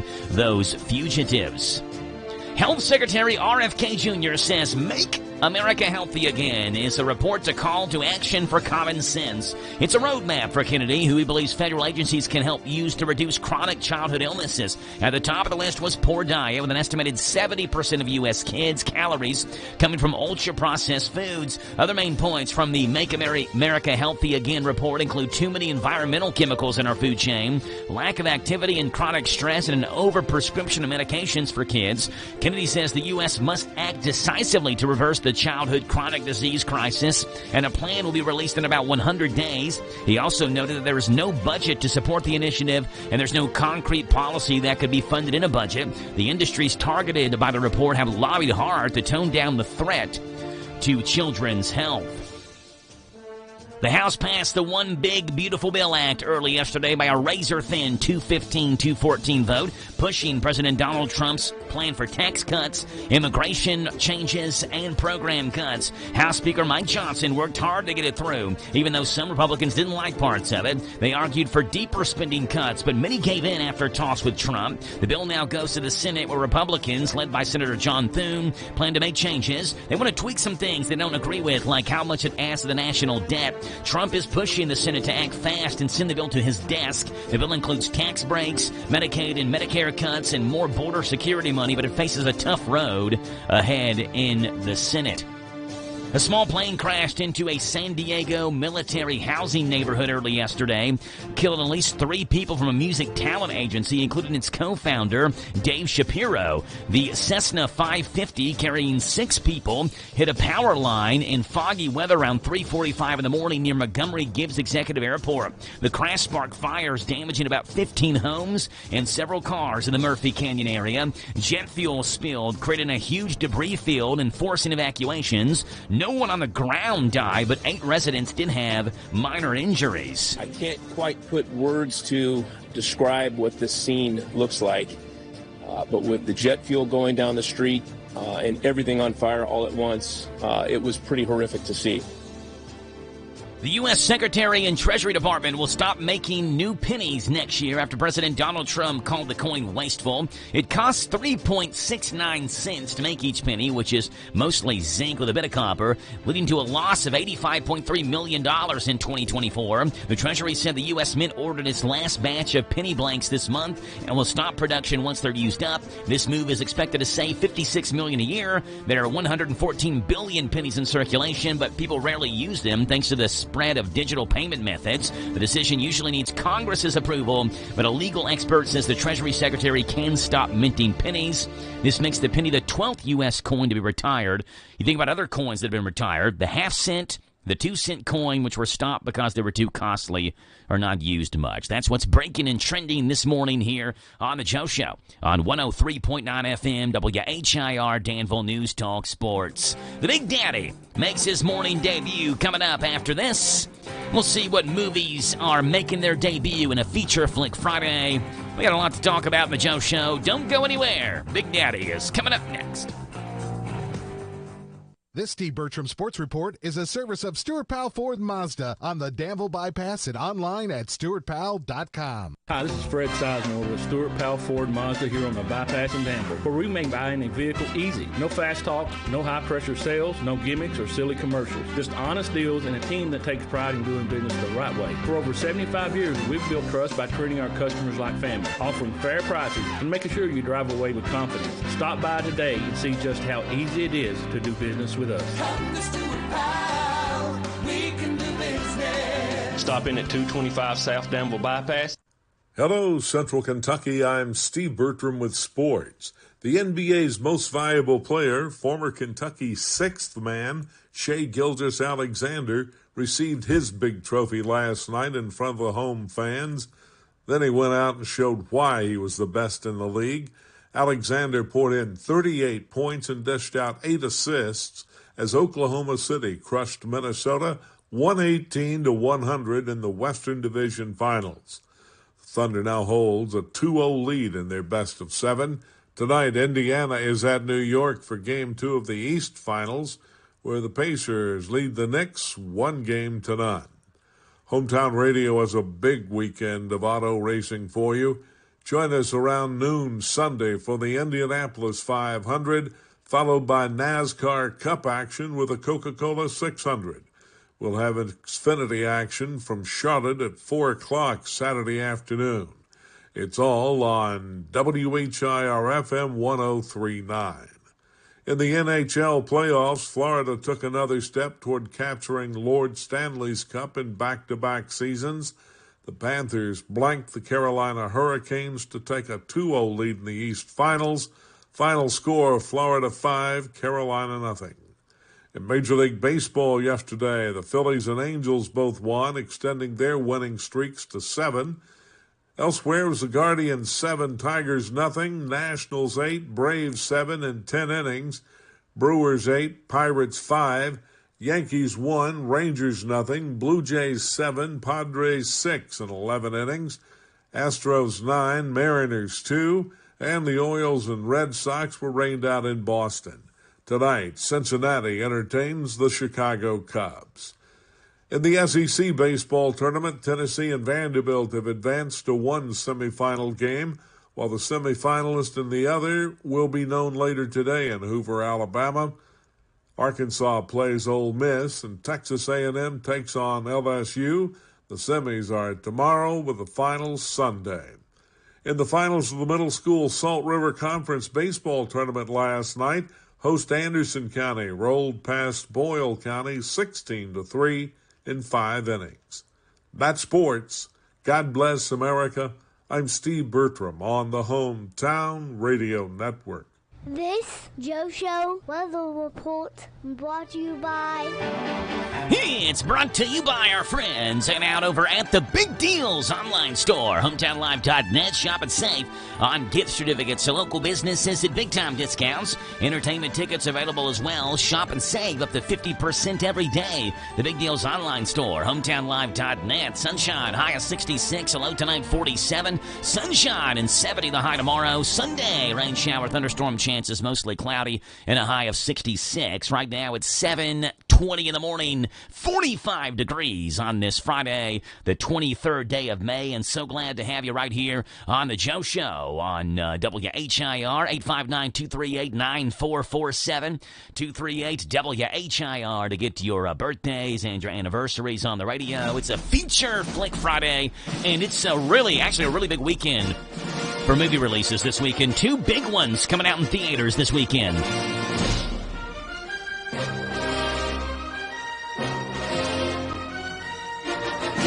All right, first one, PG-13 is the rating. Mission Impossible. The 8th Mission Impossible movie is a sequel to Dead Reckoning. This one is called The Final Reckoning, where an advanced AI called the Entity became sentient and went rogue. In this one, Ethan's IMF team are trying to find the Entity source code from a sunken sub. Got some crazy stunts in it. Tom Cruise is just like, yeah, put me on the back of a horse and I'll jump off a plane and do cartwheels on the back of the horse as we fall down with a parachute. And he doesn't care. Tom Cruise is, I'll just do whatever. I don't care if I die. Tom Cruise is like hanging off a plane here. Tom Cruise, Ving Rhames, Simon Pegg are all back. Haley Atwell is Grace, the thief who joined the team in the last movie. And Pom Clementine is Paris, the assassin who switched sides when Ethan spared her life. Mission Impossible, The Final Reckoning, PG-13. The other new movie in theaters this week is PG. It's Lilo and Stitch live action. You know the story. A lonely Hawaiian girl adopts a dog who turns out to not be a dog. It's a runaway alien. And through the ensuing chaos, they heal a broken family. Some faces you'll recognize in the Lilo and Stitch live action movie. Zach Galifianakis is Stitch's creator, Dr. Jumba. Billy Magnuson is the galactic Earth expert who teams up with him trying to capture Stitch. And Courtney Vance is Agent Cobra Bubbles. In the original, which came out in 2002, I remember seeing this movie at the old theater in the Danville Manor. I still remember which theater it was in. And I only saw one movie in this theater. I think there were 3 or 4 theaters in the old movie theater, like actual theater rooms. It was the one you walked up the steps, and it was to the far right. It was the one that I saw Lilo and Stitch. And the reason that I remember that is because it was the only time I was ever in the far right theater. Anyway, in 2002, it came out. Agent Bubbles posed as a social worker, but for this live-action version, they've cast Tia Carrera as the social worker who directly interacts with the family. Tia was the original voice of Lilo's sister Nani in the original movie. Lilo and Stitch, rated PG. It's the live-action version of this. And Mission Impossible, The Final Reckoning, is in theaters this weekend as well. Tom Cruise is all over the place. He's in Mission Impossible. Now there's a viral video online that shows how Tom Cruise eats popcorn, and he kind of eats it in a really unusual way. And now it's gone viral because he eats popcorn in such a strange way. Tom Cruise does. Hi, it's Tom Cruise. Hungry for a tasty snack? Then you need Mission Impossible popcorn, the only popcorn that I eat. Yep, I love munching on this popcorn while I drive a motorcycle over a ravine, while a helicopter with a rope dangling from it flies overhead. Cool. Well, what about... I'm not even close to finished. Then I grab that rope and it carries me over shark-infested waters, all while I'm munching on popcorn. Okay, well, what if I just want to sit and eat popcorn without doing all that other stuff? Well, then you're a coward, you hear me? Yikes. New Mission Impossible popcorn from me, Tom Cruise, in stores now. Yeah, there you go. Mission Impossible popcorn. All right, Memorial Day is coming up on Monday.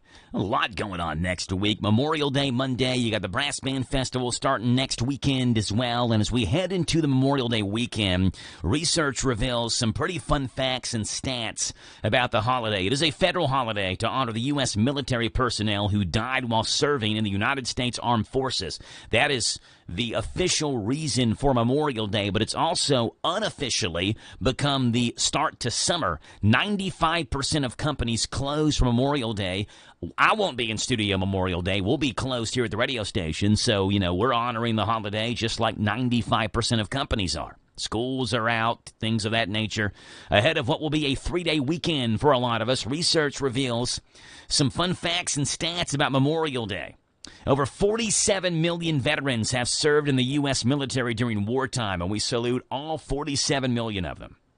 There are around 14 million living wartime veterans today. Some 656,000 military service members have lost their lives during conflict, which is the purpose of Memorial Day, to remember those people specifically. Every year for Memorial Day, 260,000 graves at Arlington National Cemetery are honored with American flags. What a great honor. In 2000, Congress designated 3 p.m. on Memorial Day as the National Moment of Remembrance. I did not realize that, but 3 p.m.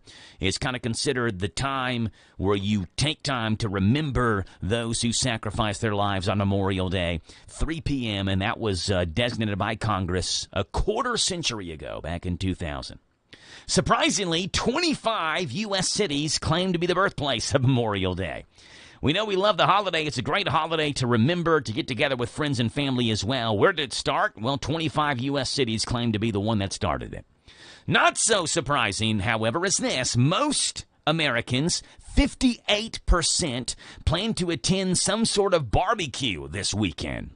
And that's kind of the other unofficial thing that comes along with Memorial Day. While the purpose, obviously, is to remember those individuals who sacrificed their lives for our country, we also oftentimes get together with family. But the cost of average Memorial Day cookouts this year is 4% more than last year. Not a huge bump, but about $31.40 is what they say the cost of the average Memorial Day cookout is this year.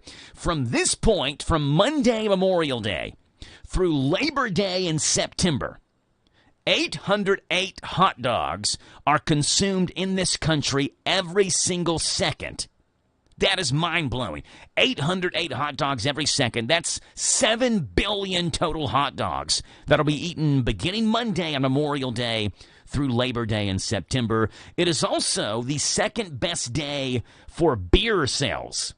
The 4th of July is number 1. Memorial Day is number 2.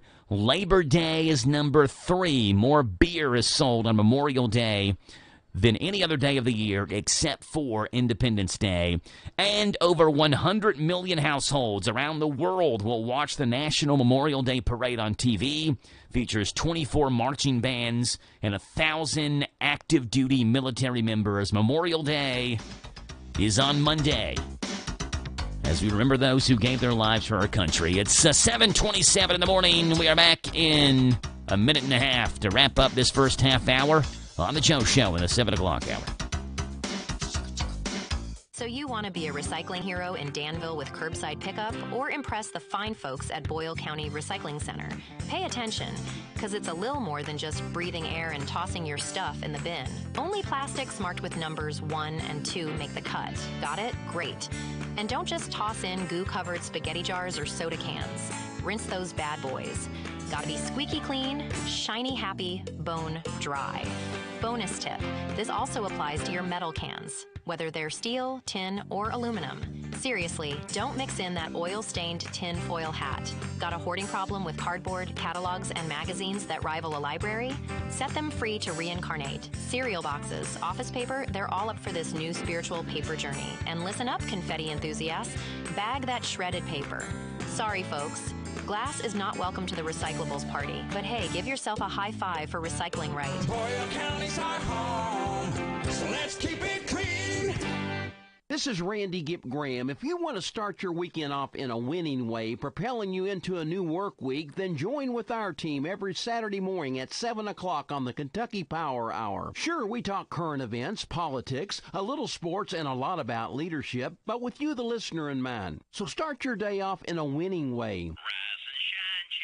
Right here on the Happy Station, WHIR. The Kentucky Power Hour on AM 1230 and FM 103.9. And now, here's a message from Morrison Bottom at Gethsemane Baptist Church in Danville. Lord, you are so wonderful, and you provide so much. We ask for blessings upon those that seek to preach your word. Those that hear, Father, we know just going to church doesn't save us, but it sure does help lives when we worship you together. All glory belongs to the Father.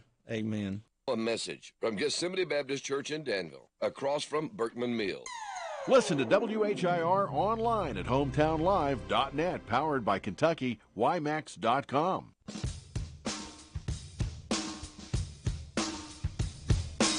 All right, 7:30 in the morning. Kentucky News Network is coming your way next on the Joe Show, 103.9 FM, WHIR Danville News Talk Sports, 740. We've got the County Agents Corner, 750. Brandon Edwards is going to be in studio, and he's introducing a brand new video series on Danville called The Hollow and the Hill. We'll talk about it coming up at 750 this morning.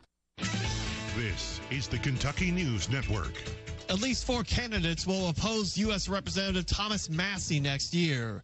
President Donald Trump said the lawmaker should be removed from office and called Massie a grandstander while speaking to reporters Wednesday. That ignited conversations about who could oust the Republican lawmaker, whose GOP colleagues label as controversial. Nikki Lee Etherington is the only Republican challenger at this time, with Monica Dean, Jesse Russell, and Elizabeth A. Mason Hill running as Democrat candidates. Massie has held the office since being elected in 2012 and won the 2024 GOP primary with a sweeping 76% of the vote. Meantime, one person dead after a large fire in Corbin. John Shannon tells you about it. Corbin police say it happened early Thursday morning. In a post on Facebook, the department says that loud explosions were heard as far away as Moore Hill in Knox County.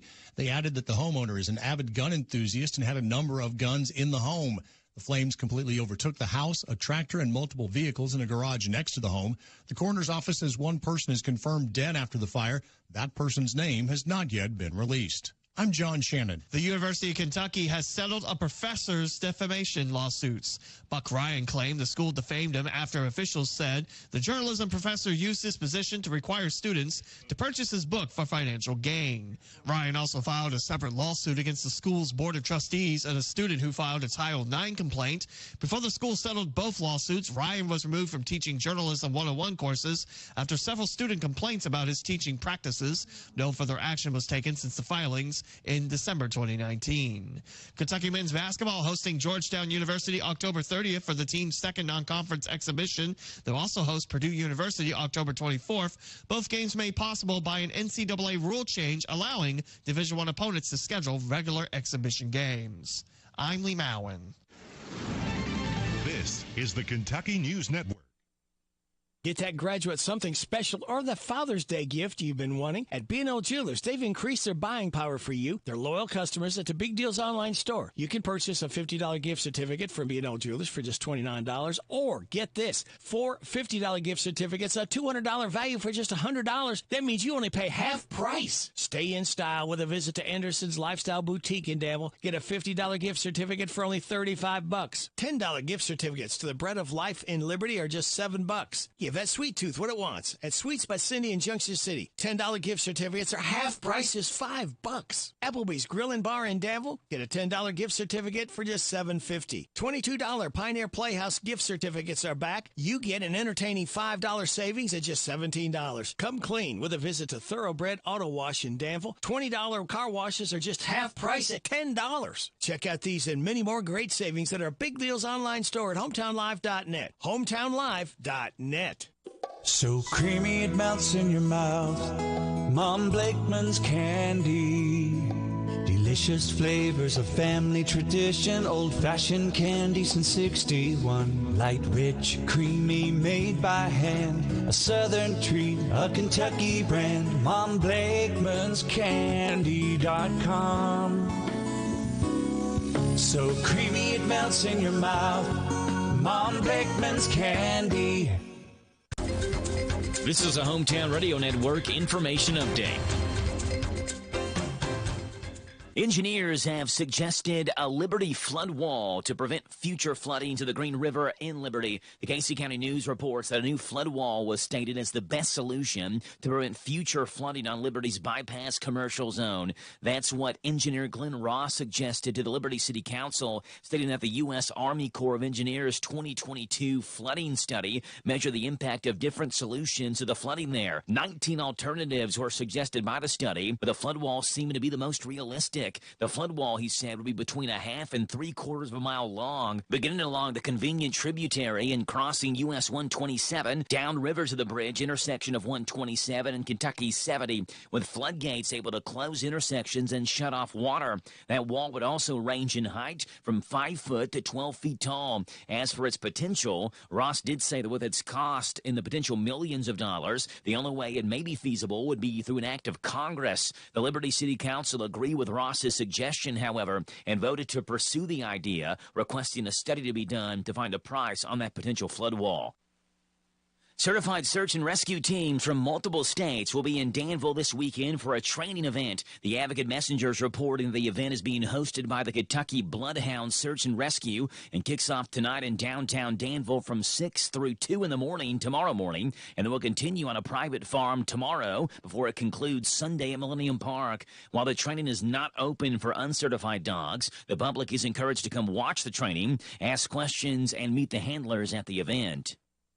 Speaking of dogs, dogs are coming to Millennium Park tomorrow. If you have a dog, you can bring them out to the Dog Olympics in Millennium Park tomorrow at the softball complex. Their competitions will go on like recall relay, rally relay, the last dog sitting, and wine and walk. First place in each event gets a free prize. Everyone gets a ribbon, and they'll also host a talent show. It's $5 for competing individuals, $10 for teams, with proceeds going to benefit local rescues. It's tomorrow from 10 until 2 at the Millennium Park softball complex for the first ever Dog Day Summer Kickoff Dog Olympics. Reporting for the Hometown Radio Network, I'm Joe Mathis. Hi, I'm Brent Blevins, Public Health Director for your Boyle County Health Department.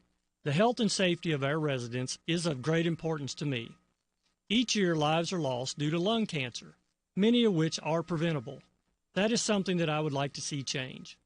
Lung cancer deaths associated with smoking and exposure to radon gas are considered by the Environmental Protection Agency as the foremost contributing factors in causing lung cancer. This is where the Boyle County Health Department can help. We have smoking cessation classes beginning often, and the entire program only lasts 13 weeks. Imagine how much better you can feel in just a few short weeks. Also, our environmental staff has information on radon indoor air mitigation systems that can greatly reduce the risk of radon gas in your home. For more information on either of these programs, contact your Boyle County Health Department at 859-236-2053. Thank you. Why choose a Sleep Number smart bed? Can I make my side softer? Can I make my side firmer? Can we sleep cooler? Sleep Number does that. Cools up to 8 times faster and lets you choose your ideal comfort on either side. Your Sleep Number setting. It's the Sleep Number Everything Smart Bed sale. Every smart bed and base are on sale during our Memorial Day event. Up to 50% off, plus free home delivery. Limited time. Exclusively to Sleep Number store near you. Learn more at sleepnumber.com. Individuals and businesses with tax problems, listen carefully. If you owe over $10,000 in back taxes or have unfiled tax returns, U.S. Tax Shield can help you take back control. The IRS can seize your bank accounts, garnish your paycheck, close your business, and file criminal charges. Our team of tax attorneys can stop collections and get you protected. U.S. Tax Shield offers a price protection guaranteed quote to get you protected today. U.S. Tax Shield is A+ rated with the BBB, so call 800-466-9625. U.S. Tax Shield, 800-466-9625. This Joe Show weather report brought to you by... Yes, sirree, Jackie Boy, brought to you by our friends over at Dexter and Reitmeyer Insurance, your local independent insurance agency. Proudly representing the auto owners insurance company. Call Mark or Chris. They'll give you a free quote at 859-236-6686. For Dexter Reitmeyer Insurance, ask if auto owners make sense for you. Sunshine, a high of 66. Sunshine, tomorrow 69. Sunday, chance of rain showers, 66. Memorial Day Monday, chance of rain. Most of that looks like it's going to be centered in the afternoon and evening hours. Right now, it's 7:38 in the morning. It is 45 degrees, Friday, the 23rd day of May, and it's time for the County Agent's Corner, and we are joined by Caitlin. Good morning, Caitlin. How are you? Good morning. I'm good. How are you? Doing great. Appreciate you being on here this morning, Caitlin, giving us the County Agent's Corner. It's brought to you by Bluegrass South Livestock Market. They are in Stanford. Get the top price for your livestock. Take them to the Bluegrass South Livestock Market, where they have drop-off hours to fit the busy farmer's needs. Selling your livestock a profitable and a pleasant experience. Save the hassle of a long haul. Sell your livestock at the Bluegrass South Livestock Market, 277 Courtier Road in Stanford. Call Bluegrass South Livestock Market at 606-365-0665. Bluegrass South Livestock Market in Stanford. And here's Caitlin Farley. Happy Friday, everyone, and welcome to the County Agent's Corner. That's brought to you by the Boyle, Mercer, Garrett, and Lincoln Counties UK Cooperative Extension Offices. I am Caitlin Farley, UK Horticulture Agent for Boyle County. Composting is a great way to add valuable organic matter to your soil while reducing the amount of yard and food waste that ends up in landfills. It's also something that is remarkably easy to do. Compost is the result of a natural process where decaying organic substances such as plants are broken down by microorganisms. This produces a nutrient-rich organic material that can be applied to your lawn and garden, much like you would a commercial fertilizer. You can start a compost bin or pile in your backyard. You can purchase a bin or make one using inexpensive leftover materials like pallets or chicken wire. The bins can be as big or as small as you want, but for more rapid composting, a pile that is at least 1 yard tall, 1 yard wide, and 1 yard long is best. Make sure to place your compost in an area that is flat and well drained. When the compost area is ready, collect yard waste and food scraps.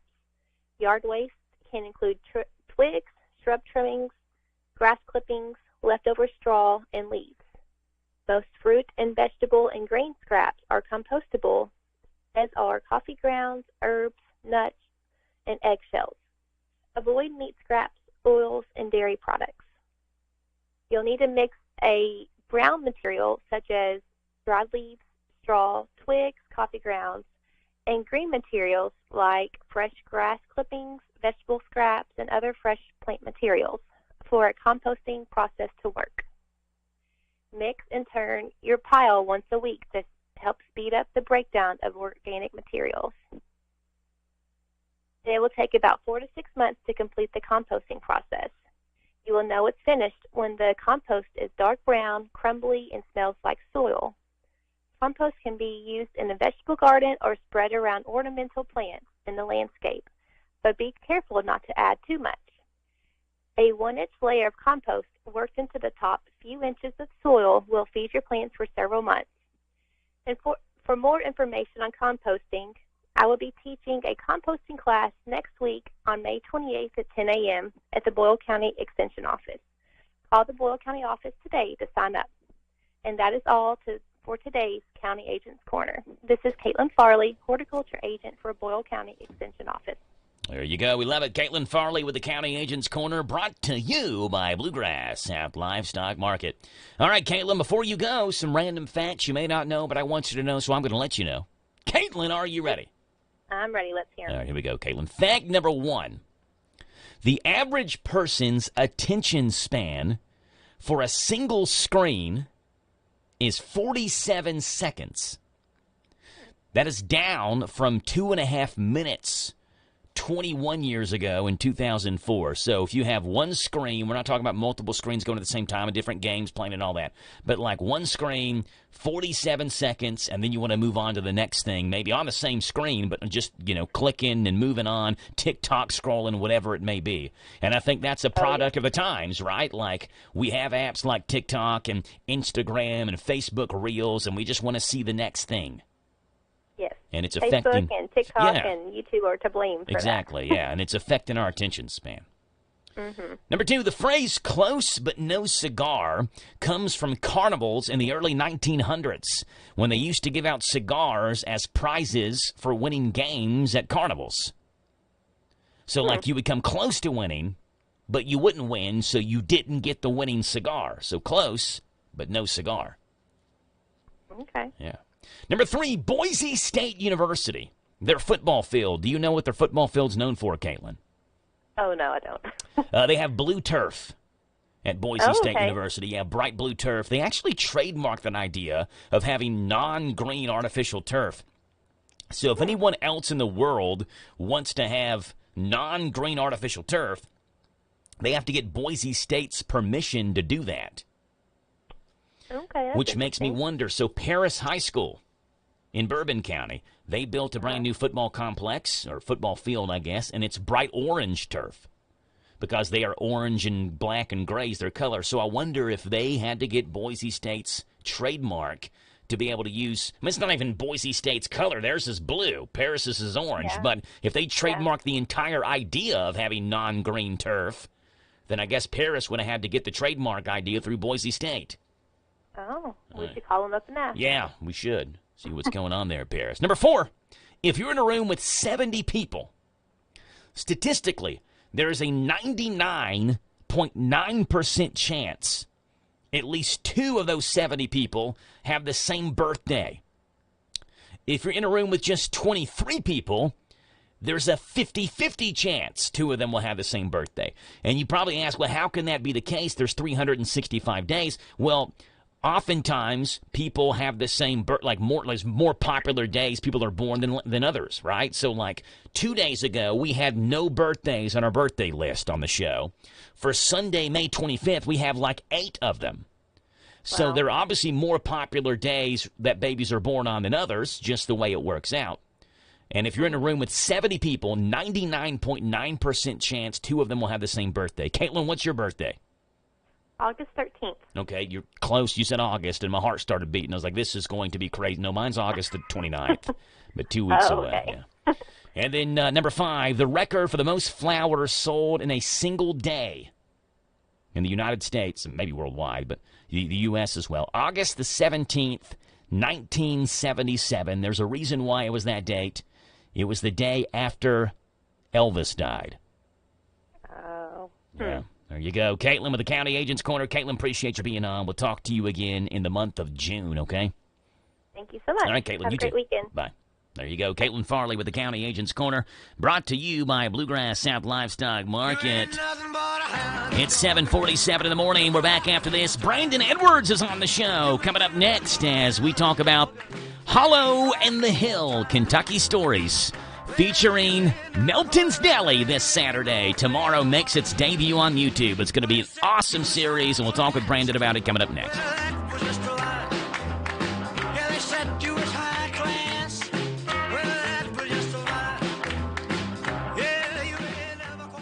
Why choose a Sleep Number smart bed? Can I make my side softer? Can I make my side firmer? Can we sleep cooler? Sleep Number does that. Cools up to 8 times faster and lets you choose your ideal comfort on either side. Your Sleep Number setting.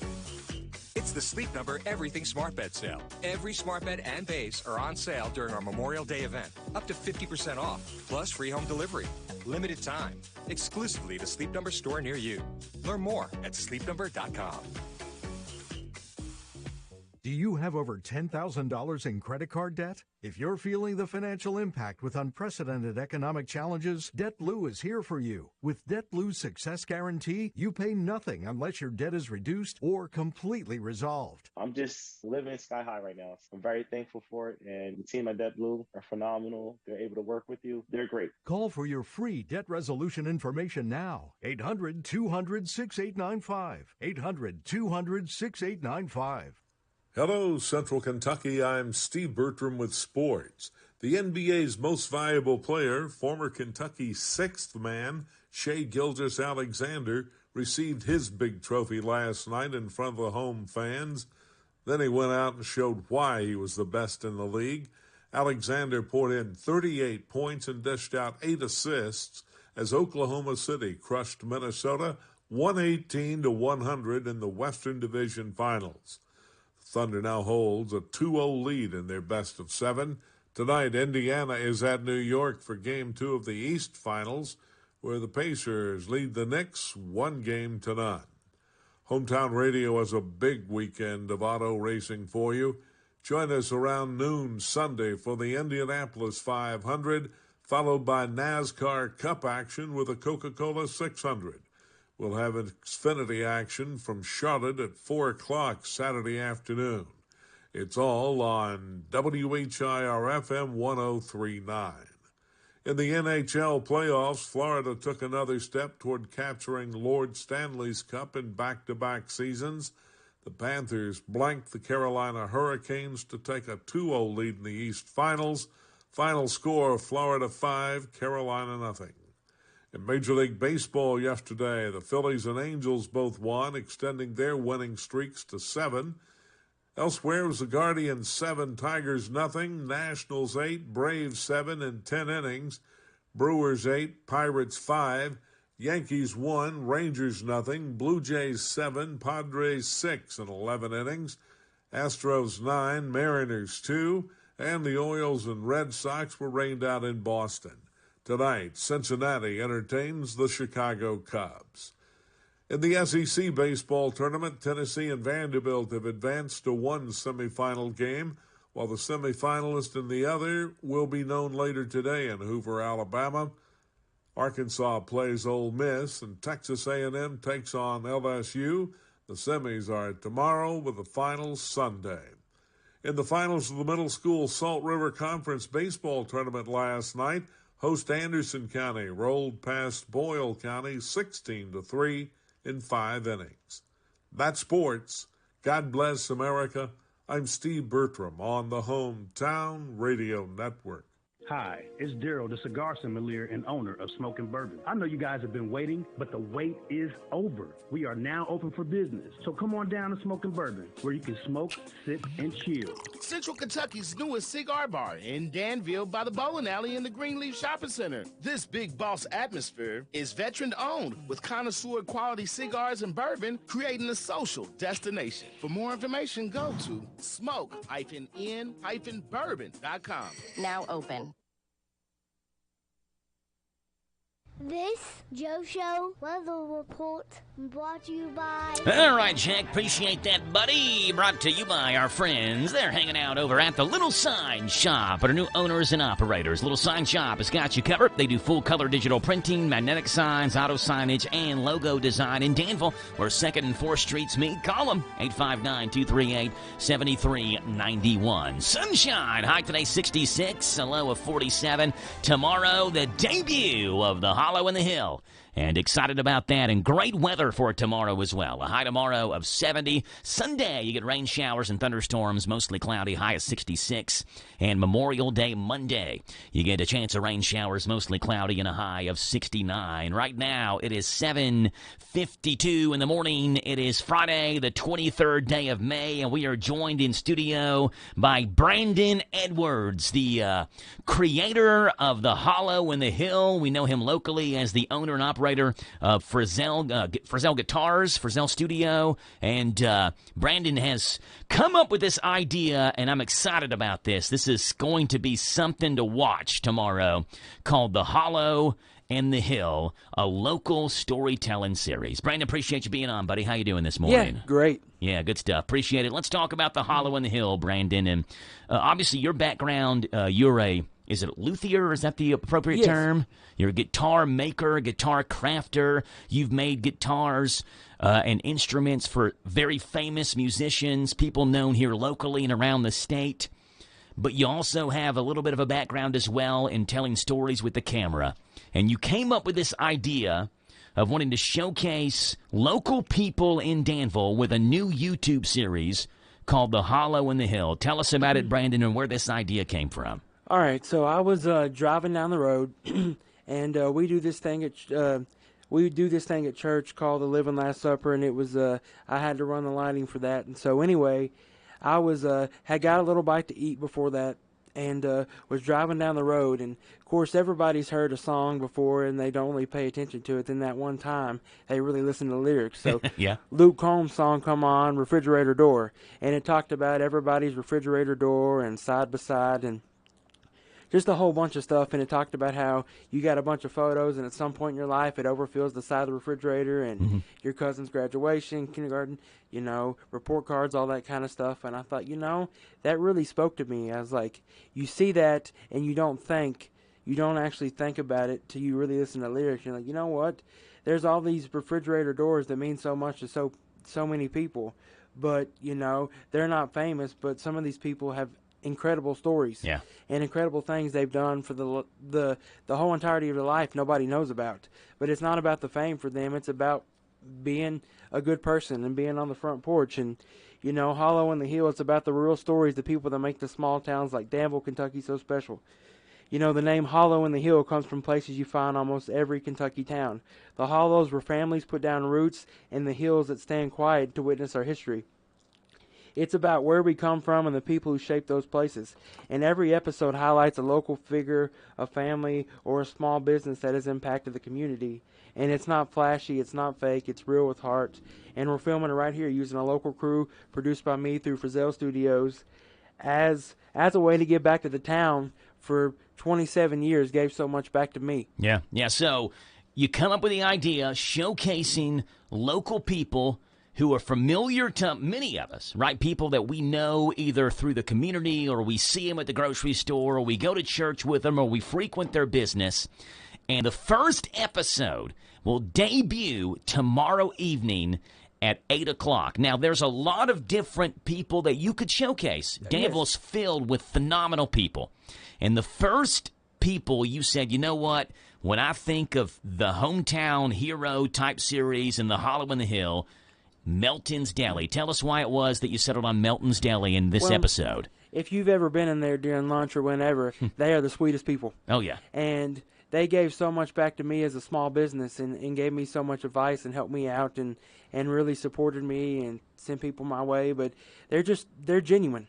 And you go in there and you can't get that feeling. The food's great. Yeah. But sometimes it ain't about going for the food. It's about going for the people. And Mammy at the counter and Jenna and all them, and just to see their smile. And like Steven says in the first episode, I'll give a little spoiler, he says when you walk through the door, he said it's more than that. It's a place and a time for you just to forget about everything else that's outside those two doors and just relax and just smile, and that's it. They've not only captured it through great food and family, but they've changed the world one sandwich at a time. Love it. Good stuff. And let me ask you this, Brandon. We are big fans of Melton's Deli here on the Joe Show. In fact, during this time slot, every morning on the show, I pick a sandwich out of the day because Melton's is a sponsor, and we just kind of talk about that sandwich. So since you're in studio, what is the Brandon Edwards Melton's Deli go-to? Do you have like a special order? Yes, I do. They're going to say, they get shocked when I don't, the French dip. The French dips, okay, the French dip sandwich. Thin, shaved, lean roast beef with provolone cheese served on toasted 6-inch sub bun with a side of au jus sauce to dip the sandwich in. The French dip is the Brandon Edwards special. That is. It's a great sandwich. Love it. Good stuff. Now, what we're going to do is play the trailer for you. And because I watched this trailer, and I think that it's going to work really well to hear it on radio. Now, oftentimes, a lot of trailers, you see are visual-based, and it wouldn't make sense to play it because you're just hearing sound effects. But with this one, Brandon has done a great job of capturing kind of the essence of Melton's Deli in a 1 and 22-second trailer. So this is the trailer for the first ever episode of The Hollow and the Hill, A Kentucky Story Begins with the focus on Melton's Deli in Danville. It'll debut tomorrow night at 8 o'clock on YouTube. Here's the trailer for it. Some stories are too good to stay untold. Every small town has legends. Those stories are shared over the dinner table, at Friday night football games, shared with friends and family. For 26 years, Melton's Deli has been more than a place to eat. It's where people came to feel seen and left feeling full in more ways than one. This is how legacies are made, not in headlines, but in habits, in the way a door always opens for you and your name is remembered. So you don't know what you're doing for someone when you just come in with those few words of kindness. But I guess with my father being a minister and our whole lives being in the ministry, not that I'm a perfect example of what he would have probably wanted to do today. I feel like if you don't treat your business as a ministry, and I don't care what kind of business you're in, if you don't treat it as a ministry, you'll never find true success in your heart. This is The Hollow and the Hill, a new series about the people who built Kentucky with their hands, their hearts, and their hope. Real families, real places, real Kentucky. Tomorrow night, 8 o'clock, Real Family, Real Places, Real Kentucky. And Melton's Deli is the focus tomorrow.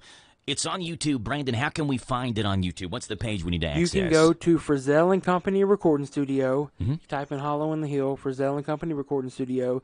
It's going to be there. It's set as an instant premiere. So at 8 o'clock, the video just starts playing. It's kind of got like a little build-up countdown till then. People can join like the queue. And then 8 o'clock hit, it starts playing the trailer.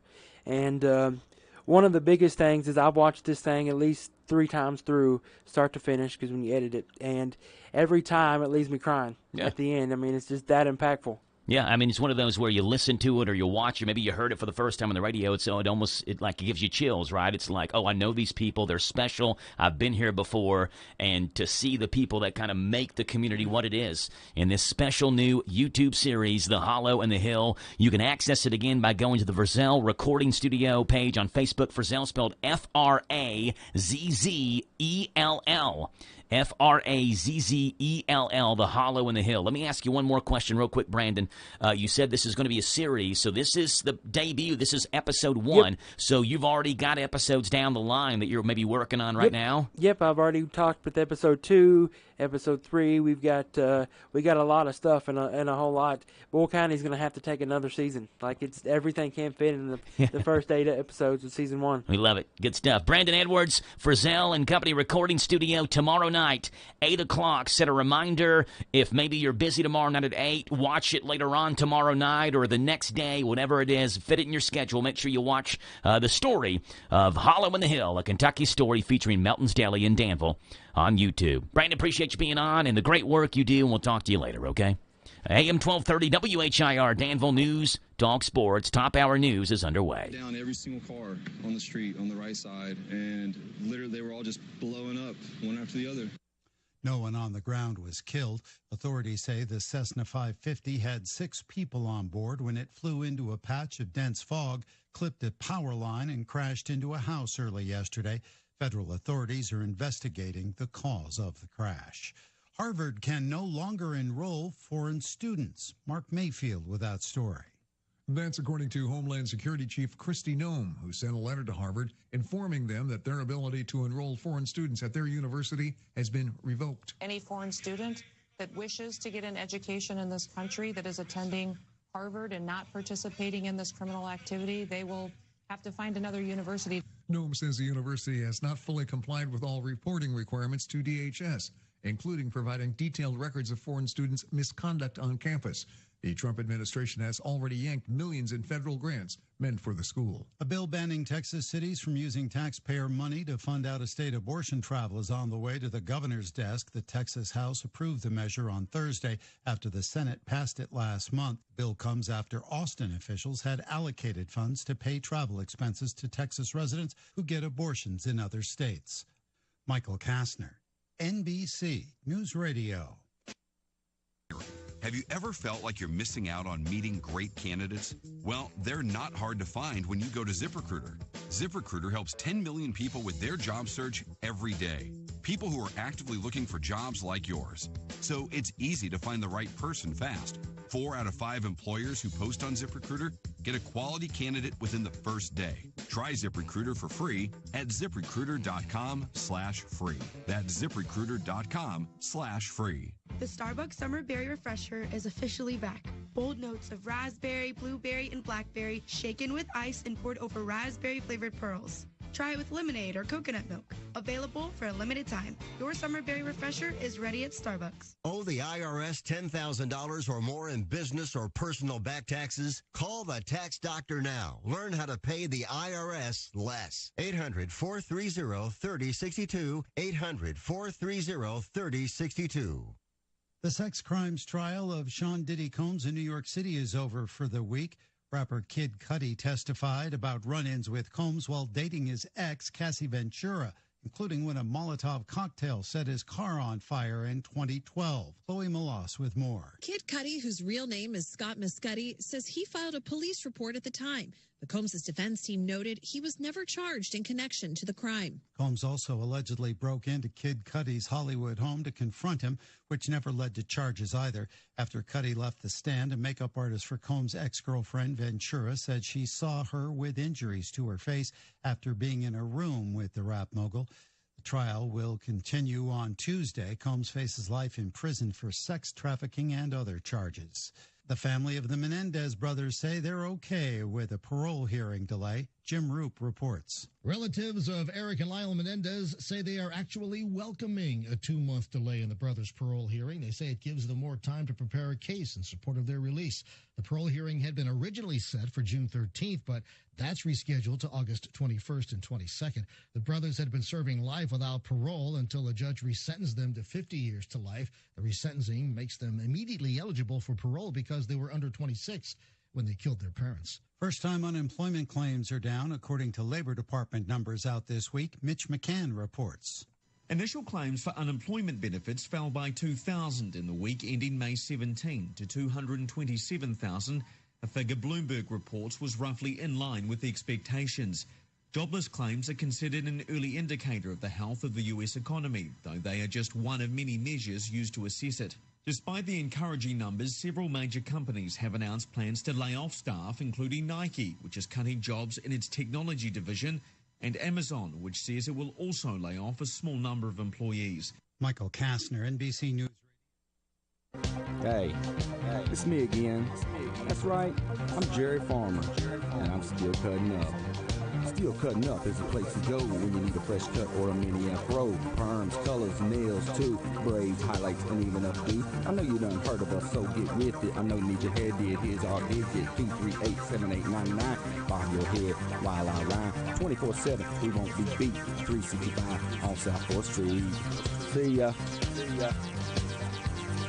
Danville Bike and Footwear is kicking off summer with a store-wide blowout sale. Thursday, May 29th through Saturday, May 31st. Register to win a brand new bike. They carry discs for the disc golf enthusiast. And if you're looking for swimwear or just a new pair of goggles, they've got them. Are you in the market for a new bike or a new pair of athletic shoes? Danville Bike and Footwear is the place. Come in, check out the store-wide savings, and register to win a new bike. No purchase necessary. Danville Bike and Footwear in downtown Danville, where adventure and comfort ride together.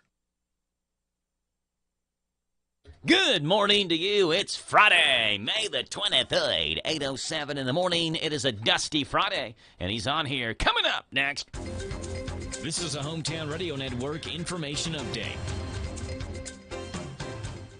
Engineers have suggested a Liberty flood wall to prevent future flooding to the Green River in Liberty. The Casey County News reports that a new flood wall was stated as the best solution to prevent future flooding on Liberty's bypass commercial zone. That's what engineer Glenn Ross suggested to the Liberty City Council, stating that the U.S. Army Corps of Engineers 2022 flooding study measured the impact of different solutions to the flooding there. 19 alternatives were suggested by the study, but the flood wall seemed to be the most realistic. The flood wall, he said, would be between 1/2 and 3/4 of a mile long, beginning along the convenient tributary and crossing US 127 downriver to the bridge intersection of 127 and Kentucky 70, with floodgates able to close intersections and shut off water. That wall would also range in height from 5 foot to 12 feet tall. As for its potential, Ross did say that with its cost in the potential millions of dollars, the only way it may be feasible would be through an act of Congress. The Liberty City Council agreed with Ross's suggestion, however, and voted to pursue the idea, requesting a study to be done to find a price on that potential flood wall. Certified search and rescue teams from multiple states will be in Danville this weekend for a training event. The Advocate Messenger's reporting the event is being hosted by the Kentucky Bloodhound Search and Rescue and kicks off tonight in downtown Danville from 6 through 2 in the morning tomorrow morning, and then will continue on a private farm tomorrow before it concludes Sunday at Millennium Park. While the training is not open for uncertified dogs, the public is encouraged to come watch the training, ask questions, and meet the handlers at the event. Speaking of dogs are coming to Millennium Park tomorrow. If you have a dog, you can bring them out to the Dog Olympics at Millennium Park tomorrow at the softball complex. Their competitions will go on like recall relay, rally relay, the last dog sitting, and wine and walk. First place in each event gets a free prize. Everyone gets a ribbon, and they'll also host a talent show. It's $5 for competing individuals, $10 for teams, with proceeds going to benefit local rescues. It's tomorrow from 10 until 2 at the Millennium Park softball complex for the first ever Dog Day Summer Kickoff Dog Olympics. Reporting for the Hometown Radio Network, I'm Joe Mathis. Catch the best of Sean Hannity, Saturday mornings 10 to 1 on WHIR. Why choose a Sleep Number smart bed? Can I make my side softer? Can I make my side firmer? Can we sleep cooler? Sleep Number does that. Cools up to 8 times faster and lets you choose your ideal comfort on either side. Your Sleep Number setting. It's the Sleep Number Everything Smart Bed sale. Every smart bed and base are on sale during our Memorial Day event. Up to 50% off, plus free home delivery. Limited time. Exclusively at a Sleep Number store near you. Learn more at sleepnumber.com.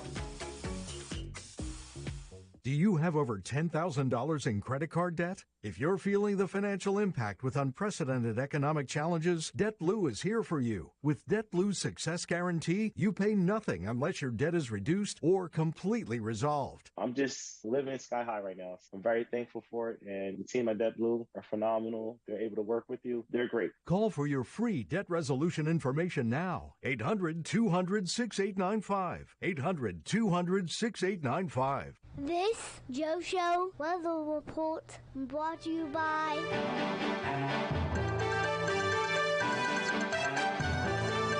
All right, Jagbite brought to you by Altogether Recovery Center, Danville's first residential addiction center for men, offering life-saving, compassionate care for drug and alcohol addiction.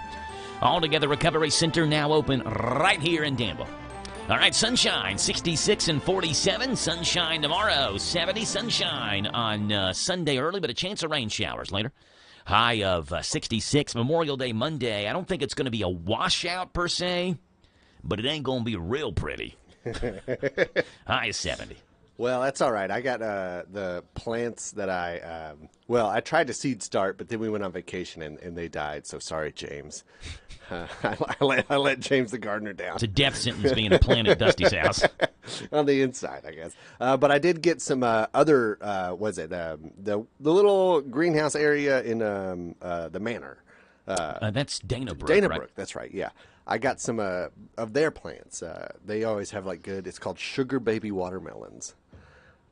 Is what they have. And I assume that grows watermelons? It's yes. A watermelon plant? Okay, yeah, it's not just it's like really sweet. Yeah. Wow. And then the cucumbers I got this year, what are they called? Patio snackers?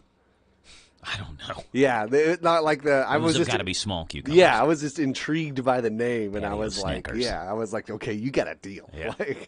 But I got those in the ground, and so they can rain now. You can rain all you want because I just don't want to water. What about next weekend? What about it? You don't want it to rain next weekend. Oh, no. Oh, no rain all the way up till you can stop at Wednesday. Yeah, we don't want it to be into Thursday because then people have the mindset it's Thursday, it's going to rain later on tonight because it's raining earlier today. Right. And you don't want that to mess the Brass Bend Festival up. Exactly. So I need you to talk to the people that you know and make sure that weather looks good because this weekend I'm pumped because this weekend usually so I have 3 graduations I have to do this weekend. I got 1 tonight and 2 tomorrow. Okay. And so usually it's either one or two things. It's really damp or the threat of rain, so we have to constantly look at the radar, or it's super hot. And it's just miserable. Yeah, and you get neither one of those this weekend. Neither one of those this weekend. It's a great weekend for graduations. Outdoor graduation? Yeah, perfect. Yeah, give me that because it's high of 70. Even though I'll be out in the morning, so tomorrow morning it's going to be a little brisk, but I guess it'll get me moving. Our baseball team, our 7U team, plays at 8 o'clock in the morning tomorrow. Why? Why would you sign up for that? Well, we don't know what time the game. We just sign up for the tournament, and then we get the game times after we've already signed up. Right. 8 o'clock in the morning tomorrow. Oh, that's rough. In Harrodsburg. Oh. At Anderson Dean. So, you have to get up probably. Want to be there about an hour before the game. To warm up. Stretch, warm up, things like that. So we probably will have to get up tomorrow at 6 a.m. No. 5:30 or something like that. Because it's at Anderson Dean. It's a little bit of a drive to Anderson Dean. Yeah, but it's not like it's Millennium Park. It's 15 minutes away, 20 minutes away or so. No, so you got to leave a little early. You have to get everybody ready. You have to find and hunt down everything, right? Mm-hmm. So you'll be up with me. I'll be up and going by then. Yeah. Because we have to have stuff ready for sound check tomorrow morning by 10 a.m. Okay, yeah. So y'all will be up. So what's the graduation order? Where are you tonight? Okay, so tonight I'm in Cynthiana at Harrison County. We got to set up all of it's the line array and stuff of that nature. It all happens on football fields. Okay. And then, so we got to set that up. I think the event kicks off around 6 or 7, I want to say. I should probably know that, but we'll have it up and going anyway. Then we'll break that down, travel to Frankfort, stay there in Frankfort, and then we'll get up tomorrow morning. And I think Western Hills is our first one because those two high schools alternate. So I'm pretty sure it's Western Hills in the morning, then Franklin County that evening. So we have to set it up, do that ceremony, tear it down, go set it back up, and then do the other ceremony at the other football field. So you all are busy. Yeah. Especially Saturday. Especially Saturday. Like tonight, you're going to give yourself plenty of time. Whatever, Right. one event, Yeah, we can take yeah. our time. But Saturday, it's we got to go. all systems go. Yes, and all for two of us that does it. But here's the thing I've been contemplating, Joe. All right. So for some reason, people show up like 2 to 3 hours early to freaking graduations, and I don't understand. Doesn't make sense. Doesn't make sense to me, right? We've went over this. So I have trying to make a playlist, right?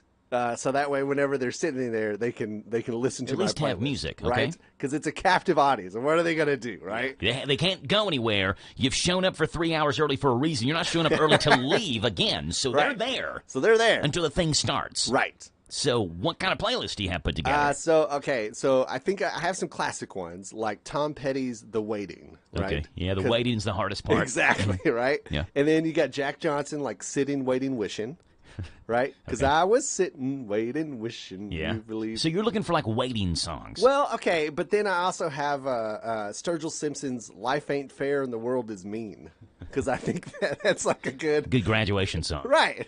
You're in the real world now. Sorry, life Sorry. ain't fair and the world can be mean to you. Exactly. Okay. And then what is it? Working Man Blues. Right? Yeah, Merle Haggard. Merle Haggard. Mhm. And then 9 to 5, working 9 to 5. Mhm. I think there's a Charles Bradley song called The World is on Fire or something like that. And it's about how just nothing's going to It's change. not the most positive playlist. Well, I mean, that's why I think it's funny. Like, welcome to the real world. Yeah. Like, this is it, right? This is a rude awakening for you all. Exactly. And so I think I was listening yesterday while I was planting my stuff, my garden, and so I got some more. Let me find it real quick. But it was just. But I was thinking, like, can you name any? Because right now I only got like 6 or 7 songs. Okay, like, so you're looking for like, take this job and shove it. That would be good. I like that one. That one's good. That's Johnny Paycheck. Yeah. Take this job and shove it. I'm trying to think. You've kind of put me on the spot. Right. here. And like, but that's the thing. It's like I was thinking like life lessons. Like, I did. We previewed the song and I played it. It was like my number 1 last year. Everything's gonna be all right or whatever. Like, yeah, that's a good one. Mhm. Like, that's at least positive message for things, right? Take this job and shove. I ain't working here no more. Yeah, that's a good one to have play over the graduation speakers as the families wait for their kids to walk across the stage in this crowning achievement moment of theirs. Right. Okay, I got Crazy World, which is about Judgment Day, right? Okay. And like maybe Judgment Day has maybe Judgment Day needs to come.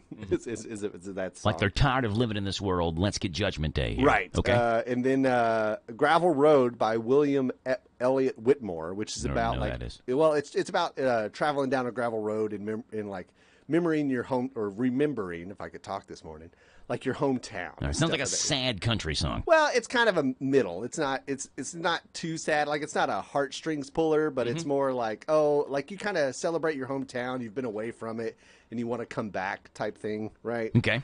Because I think that's fitting. And then Keep 'Em on the Toes, which is a Brent Cobb song. Okay.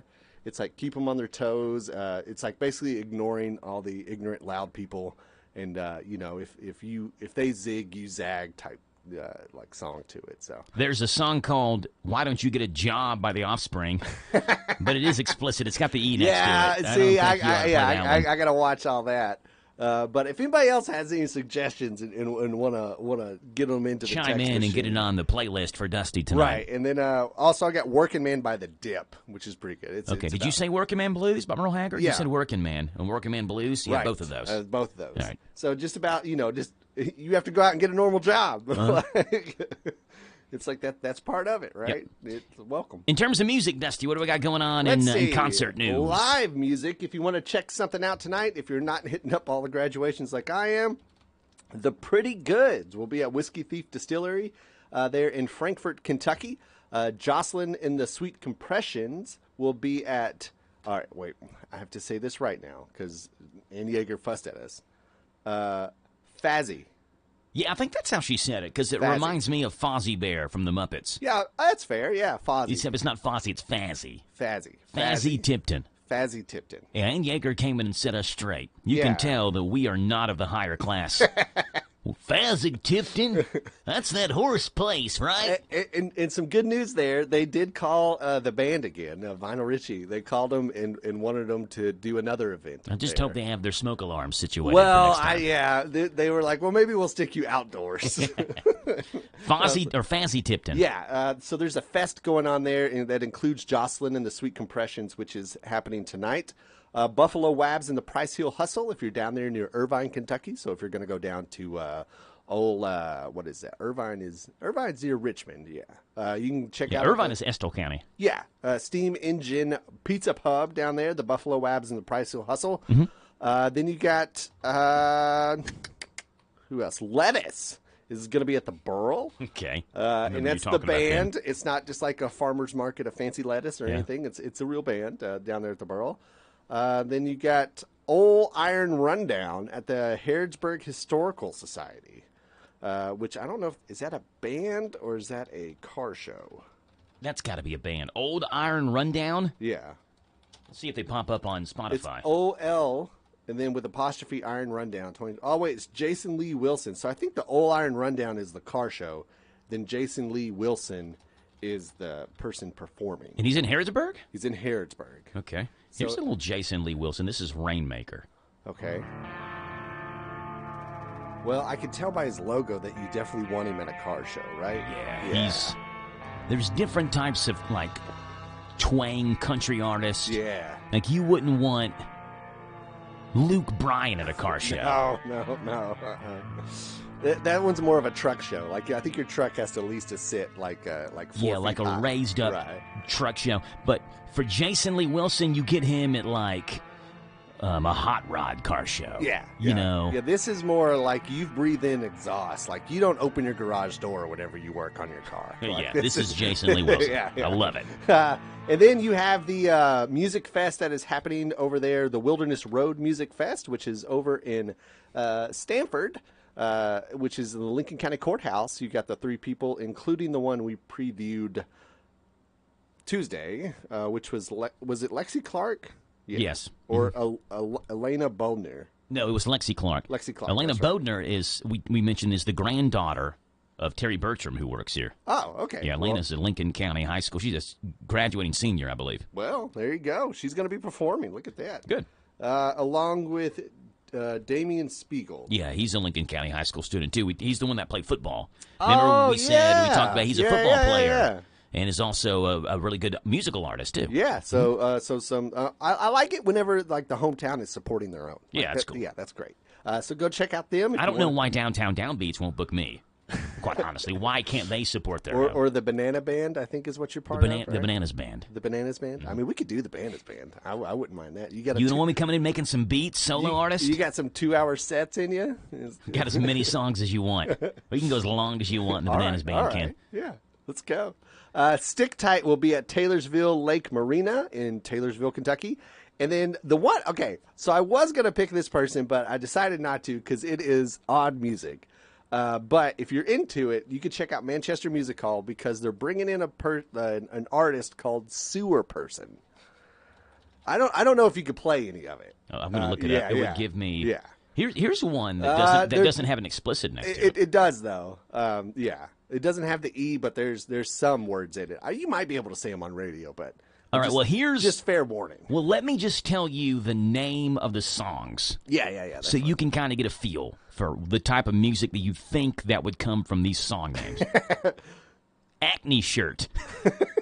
That's the name of a song. That was the one I was going to play. Oh, okay. Do you think Acne Shirt has bad language in it? So it's surely odd. He's not just going to come out of the gate dropping a bad word. I'm going to play. Let's at least see what it sounds like at the beginning. But it's kind of a weird, like, it's kind of a, like, they have beats to it where he blends, like, songs and clips of things together. All right, I'm scared. I don't want to keep on playing this. Sounds interesting, though. It does. And I was trying to listen to one where it would kind of make sense for a Friday and kind of get everybody up and going. But it's almost like it's like that genre of music, but on the sadder side. Like, because usually you listen to that and it's all the with like very high energy. Yeah. But this one is kind of more, it's more low key to it. But Sewer Person, he's got 78,000 monthly listeners. That's the other thing. So he's kind of popular. Yeah, no, he's going to be at Manchester, which cool. I mean, yeah, that's a large venue. Guardian will also be there if you want to go check them out. Wesley Saylor with his friends, no relation, will be at Rebel Studio and Lounge in Berea, Kentucky. And then the Cellar Bar and Grill is Alex Lay. If you want to go check out at Alex Lay at the Cellar. Mm-hmm. And then the one that we are previewing is Noah Smith. He is going to be at Chenault Vineyards in Richmond, which the song that I picked called Way Back. It's like, if you want, what is it, a Bellini, I think is what they're called, like a peach Bellini, which is like it's like a wine slushy type thing. This song definitely. This is Peach Bellini song? Well, this is definitely a wine slushy. Like you're sitting in the sun, not a care in the world, just listening to Noah Smith. Noah Smith, sorry. Here it is. Almost had it. Way Back, also known as the Wine Bellini song, with Noah Smith in the Kentucky Music Preview Spotlight. Here he is. There's been girls like you since the garden, keeping boys like me in your pocket, yeah. We were like Johnny and June in that warm July. You were my Sandy on those summer nights. It's a tale as old as time, baby, you and I go way back. We go way, way back. We go way back. We feel the life and love just like that. From way back.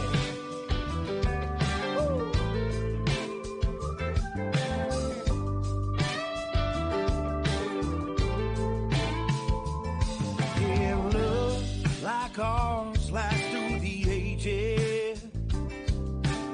Long, long after all the photographs are faded. You and I were like Bonnie and Clyde. Headlines change and time goes by, but this love will never die. Baby, you and I go way back. We go way. There you go, Way Back by Noah Smith. Yes, he is going to be at Chenault Vineyards there in Richmond. So if you're looking for like a surprise for your significant other, you know, a good wine and some live music is not a terrible idea, especially this weekend. Yeah, like good weekend of weather. Right. You get the extra day off on Memorial Day if you work a job where you get Memorial Day off, and so you have like even more excitement around this weekend. Or I guess I get a day off since I got to work all this weekend. Yeah, your one day off is Memorial Day. You're going to be working Friday and Saturday, tonight and Saturday. So. Right. The other okay, can we just talk about? It amazes me every year that the cap and gown situation hasn't changed at all, and it's just a racket. And I don't agree with it. I don't agree with the You've cap and talked gowns. about that before, like, because you don't ever wear your cap and gown. Yeah. Past, like, the 2 hours at your graduation ceremony. Do you know where your cap and gown is right now? No. No. Now, I would guess it's probably downstairs in my brother's closet in a downstairs guest bedroom. Would be a guess, but I can't tell you 100% where it is. At your parents' house. At my parents' house. Yes, I don't have it. Why would I right? have it? Exactly. I think mine is in my old room in the closet, stuffed in the back, and it's like, it's at my parents' house. Yeah, you're right. I don't know why. And This thin piece of fabric is costing us so much, and a cardboard hat. Well, okay, I get the hat because some people decorate it, and you can. But I mean, like, you can also do a shadow box, I guess, with it if you wanted to, if you want to get fancy. But where are you putting that, right? Mm-hmm. So why can't I just take my cap and gown, or just at least my gown, because I have a nephew that's going to be graduating. Same colors? Well, yeah, it's Boyle County. It's just black.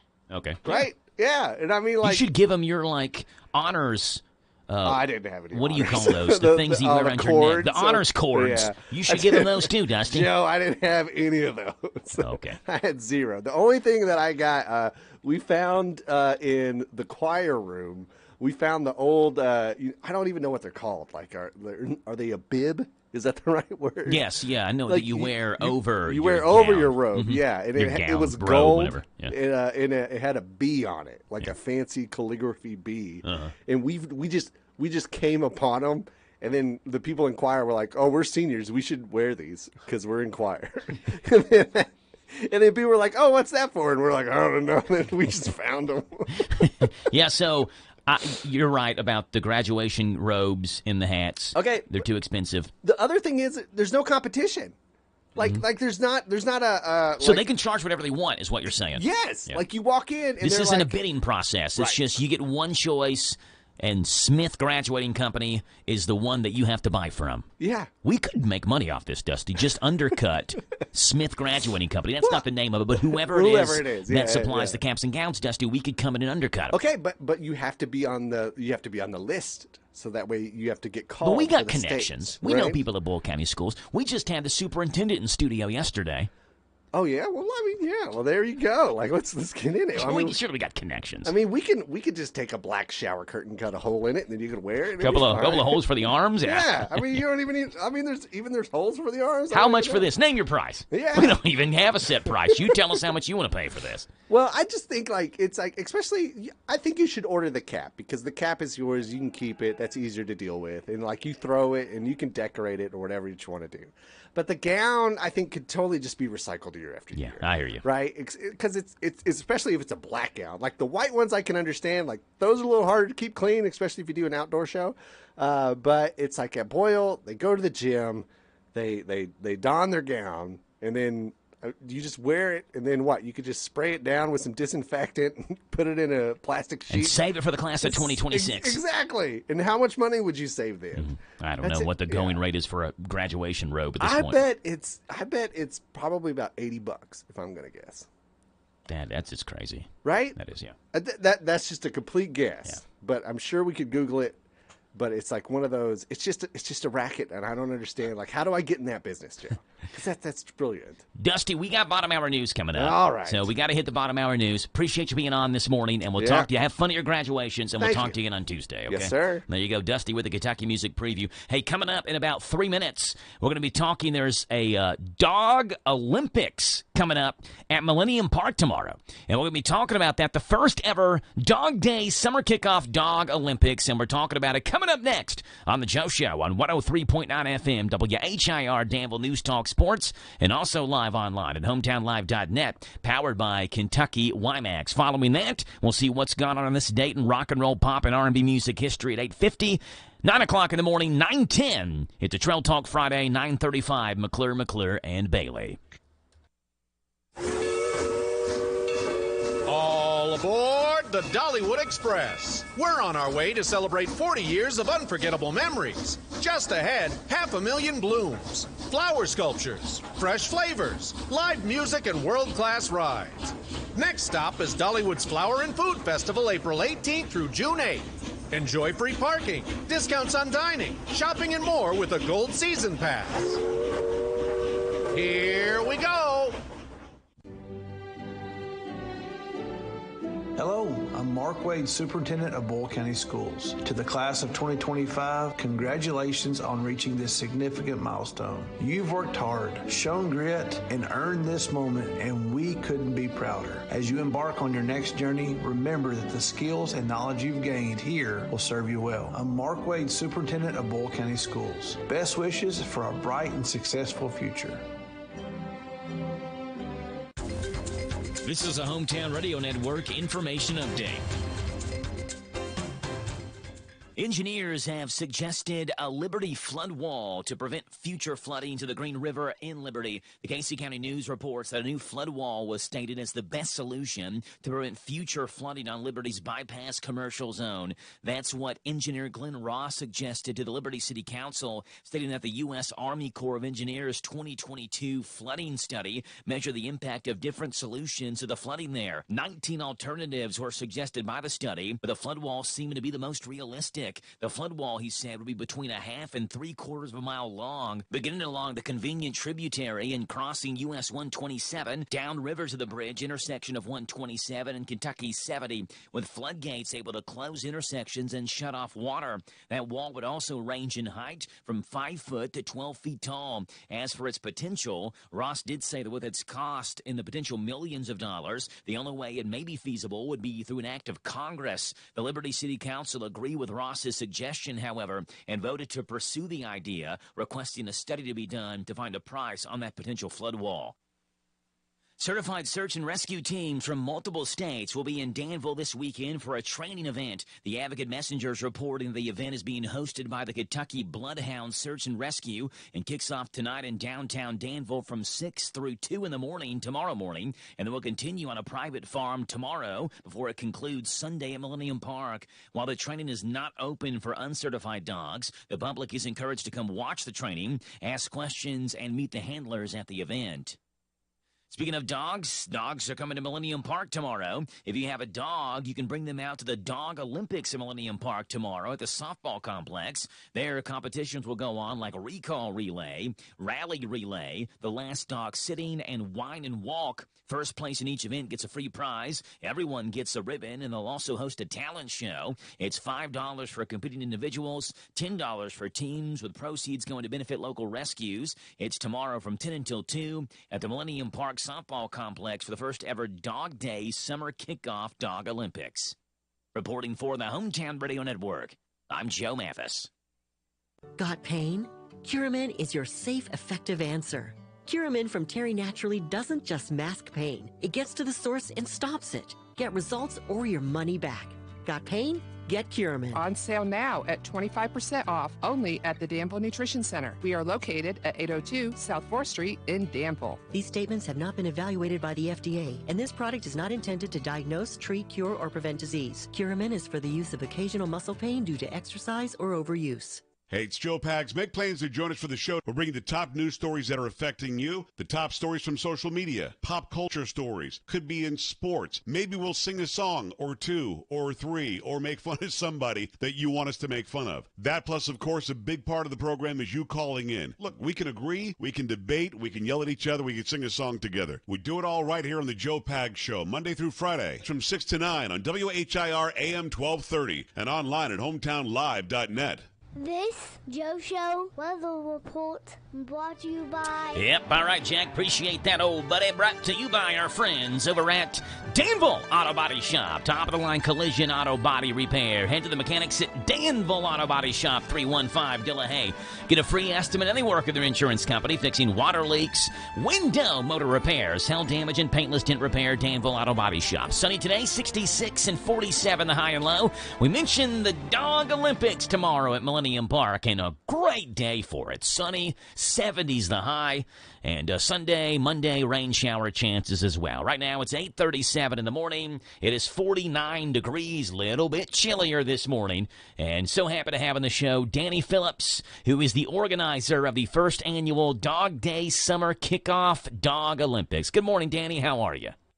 Good morning. I'm doing good. Yeah, appreciate you being on here this morning, Danny. Tell us about tomorrow's event there at Millennium Park, the first ever Dog Olympics. What can we expect from this tomorrow? Yeah, so it's an event that's centered around dogs. We don't have anything like this in Danville or the area, so I thought we will get one going and have a day just for the dogs to come out and enjoy themselves. It's a dog-friendly event, so if you have dogs that are well-suited to come out and enjoy the show and have fun, you're welcome to bring them on leash. We've got a couple events that we're going to do. It's meant to highlight the relationship you have with your dog and to have fun, and that training doesn't have to be robotic. So you can come out, compete. It's $5 to compete. All of those fees are going to go towards a couple of rescues that'll be with us that day, and it's just going to be a lot of fun. Yeah, so this is going on tomorrow. Where did this idea come from, Danny? I know that you work with dogs as your daytime job, right? Yes. So I own Positive Pup. We're a dog training company, and then I board dogs as well. But I enjoy helping people with their dogs and building up that relationship. And if you can make training fun, the dog is that much more on board. So I thought, why not have an event to highlight how you can make training fun and have a good time and still succeed. And on top of that, we decided to invite some rescue groups and just try to raise some money as well and do good. You know, we've been blessed with the chance to have a career like this, so we want to make sure we pay it forward with the extra time and resources that we have.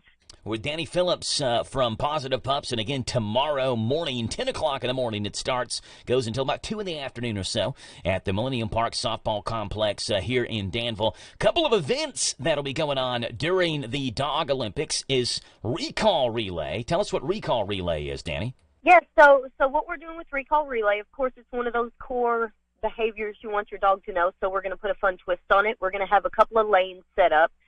Big thanks to Danville Parks and Rec for letting us use the fenced-in area behind the softball complex. That way owners don't have to worry about their dogs getting loose. You know, it's a fenced-in area.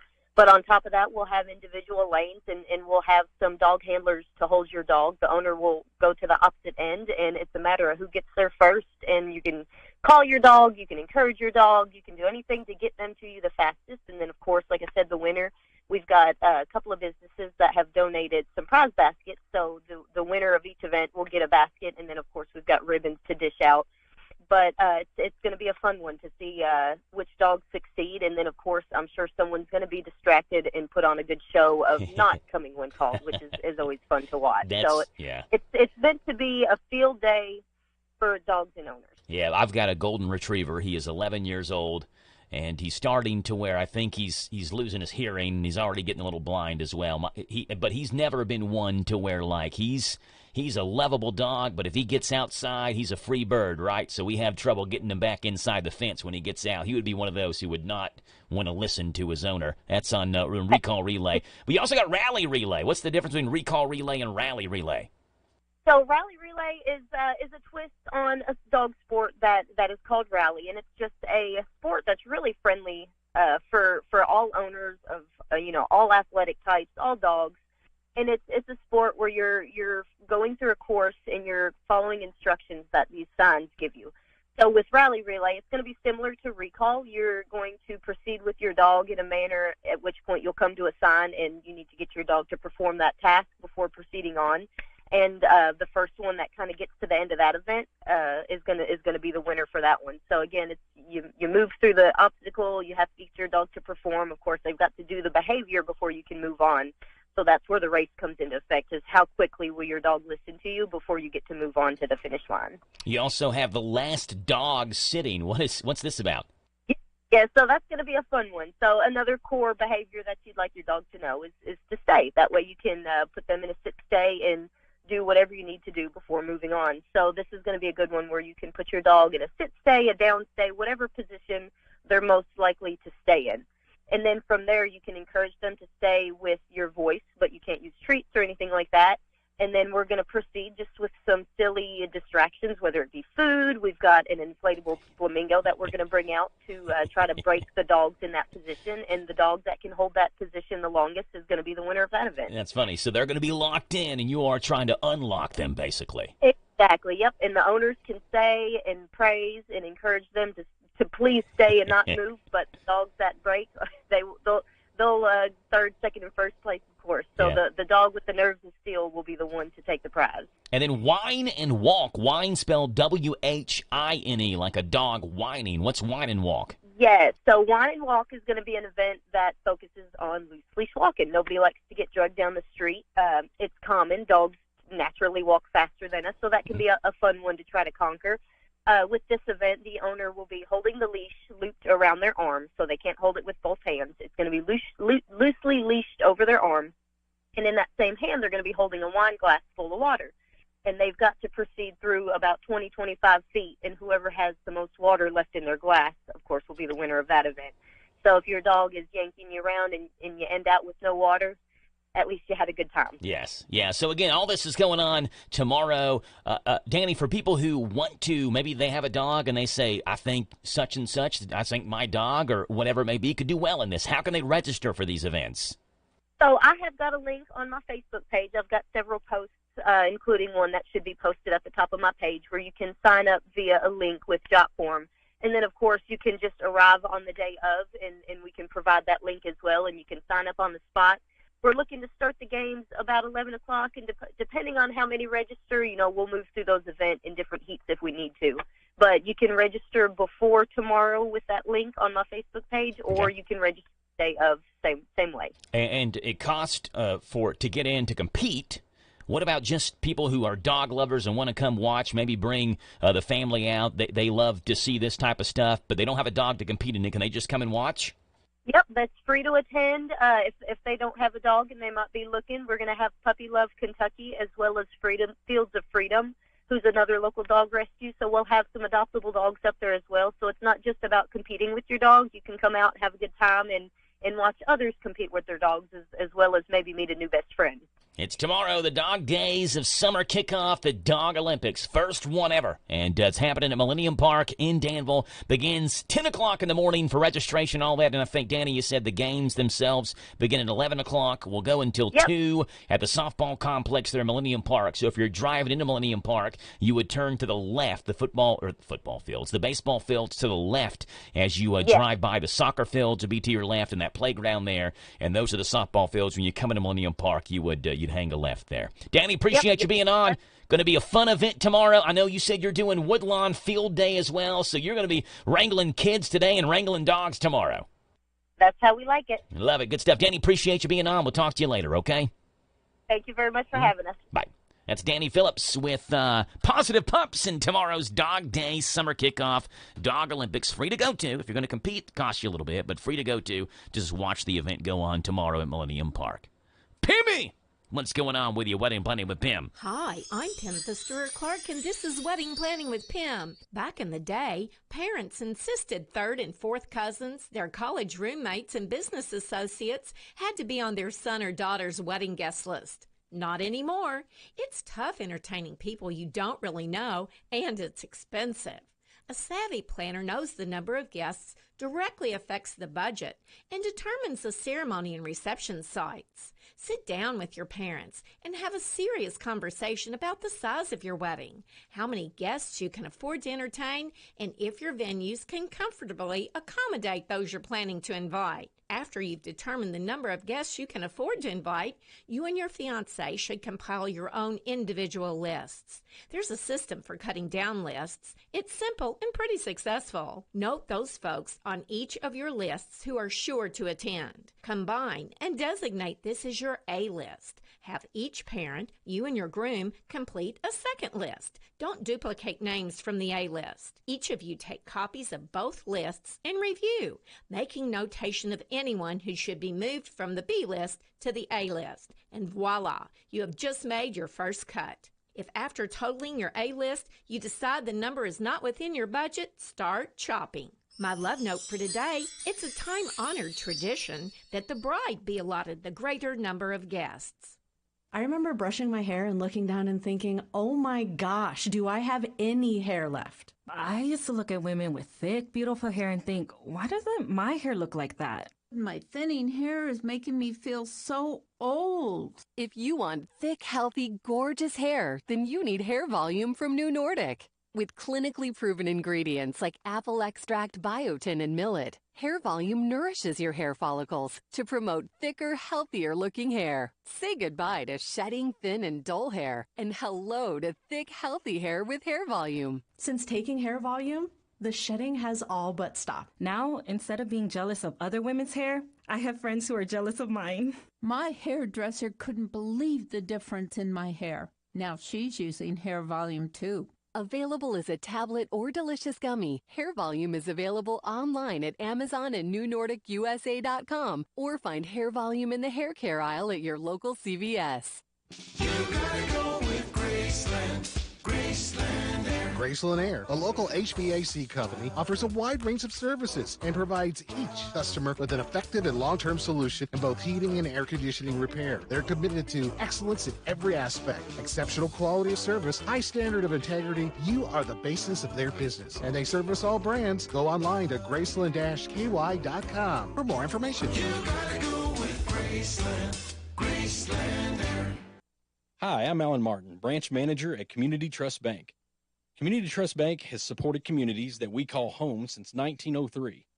With locations in Boyle and Mercer counties, Community Trust Bank is a full-service bank dedicated to helping you meet your lending needs and financial goals.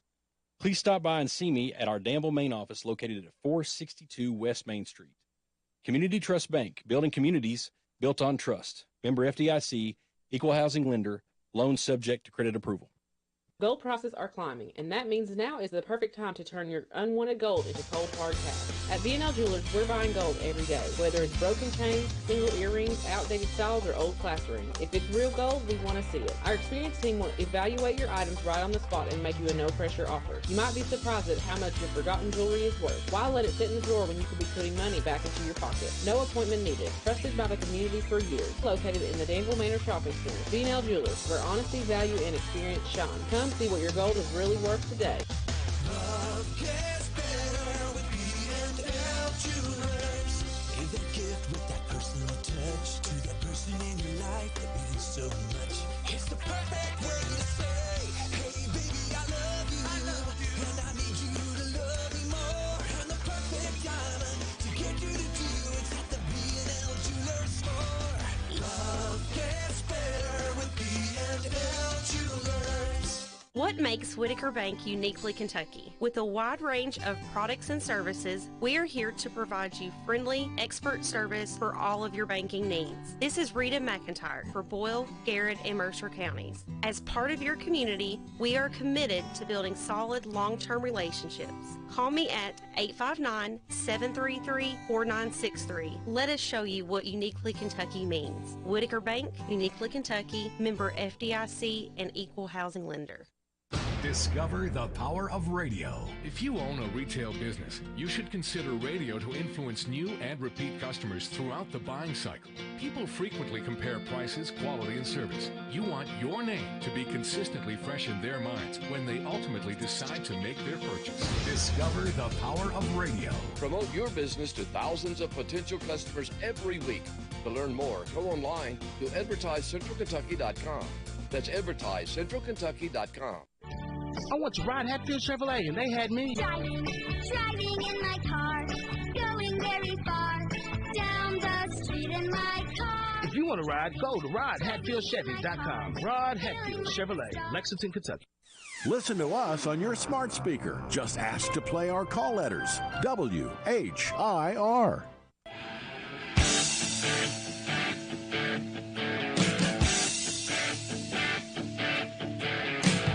8:51 in the morning on the Joe Show. It's the 23rd day of May. So glad to have you on the show. 859-238-WHIR. Phone number to call in, 238-9447. Kind of a short day of things that have gone on this date in rock and roll, pop, and R&B music history. Starting off on this day back in 1960, where this group started a 5-week run at number 1 of the U.S. singles charts with this song. Don't want your The Everly Brothers, Kathy's Clown, went number 1 for 5 weeks beginning on this day, 1960. Also spent 7 weeks at number 1 on the UK charts. It became the Everly Brothers' biggest hit single and their third and final U.S. chart topper, selling 8 million copies worldwide.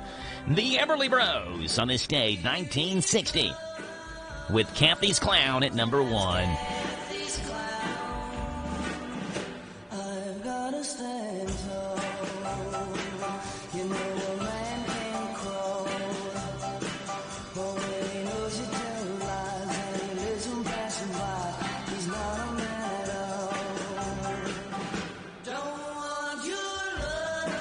It was on this day in rock and roll, pop, and R&B music history in the year 1970. This artist's debut solo album would start a 3-week run at number 1 on the U.S. charts.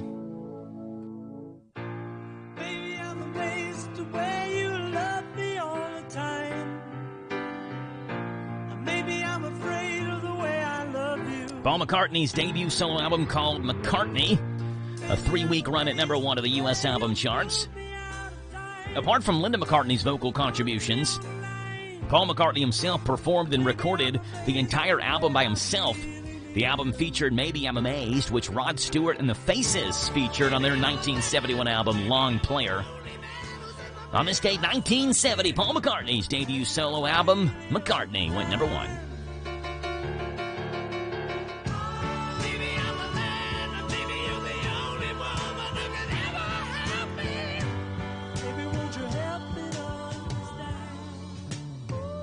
And it was on this same day, May 23rd, in the same year, 1970, Paul McCartney's debut solo album was starting a 3-week run at number 1.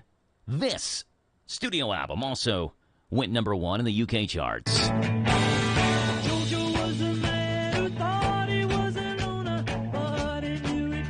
Yeah, the Beatles had basically already broken up. Paul McCartney had a solo album released, and then Let It Be went number 1 in the UK charts for 3 weeks. On this date, 1970. Get back to where you once belong.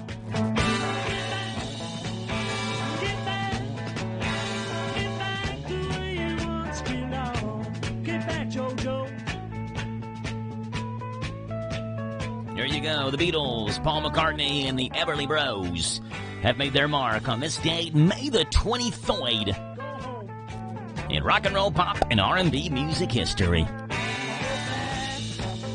Get back to where you once belong. Get back. Why choose a Sleep Number smart bed? Can I make my side softer? Can I make my side firmer? Can we sleep cooler? Sleep Number does that. Cools up to 8 times faster and lets you choose your ideal comfort on either side. Your Sleep Number setting. It's the Sleep Number Everything Smart Bed sale. Every smart bed and base are on sale during our Memorial Day event. Up to 50% off, plus free home delivery. Limited time. Exclusively at a Sleep Number store near you. Learn more at sleepnumber.com. The basketball playoffs are here on Prize Picks, the best place to cash in on the action. The app is so simple to use. Just pick more or less on at least 2 players for a shot to win up to 2,000 times your cash. Download the Prize Picks app today. Use the code ROAM. Get $50 in bonus promo funds instantly when you play $5. That's code ROAM on Prize Picks to get $50 in bonus promo funds instantly when you play $5. Win or lose, you'll get the $50 bonus credit just for playing. It's guaranteed. Prize Picks. Run your game. You do have to be present in certain states. Visit prizepicks.com for restrictions and details. Hello, Central Kentucky. I'm Steve Bertram with sports. The NBA's most valuable player, former Kentucky sixth man, Shai Gilgeous-Alexander, received his big trophy last night in front of the home fans. Then he went out and showed why he was the best in the league. Alexander poured in 38 points and dished out 8 assists as Oklahoma City crushed Minnesota 118-100 in the Western Division Finals. Thunder now holds a 2-0 lead in their best of 7. Tonight, Indiana is at New York for Game 2 of the East Finals, where the Pacers lead the Knicks 1-0. Hometown Radio has a big weekend of auto racing for you. Join us around noon Sunday for the Indianapolis 500, followed by NASCAR Cup action with a Coca-Cola 600. We'll have Xfinity action from Charlotte at 4 o'clock Saturday afternoon. It's all on WHIR FM 103.9.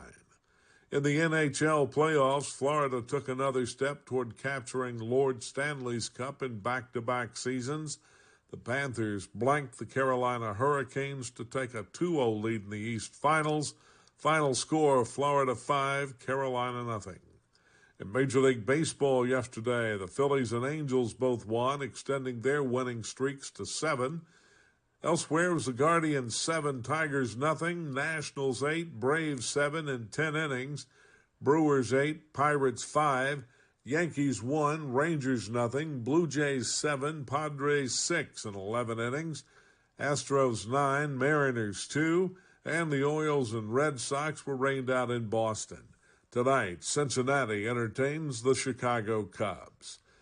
In the SEC baseball tournament, Tennessee and Vanderbilt have advanced to one semifinal game, while the semifinalist in the other will be known later today in Hoover, Alabama.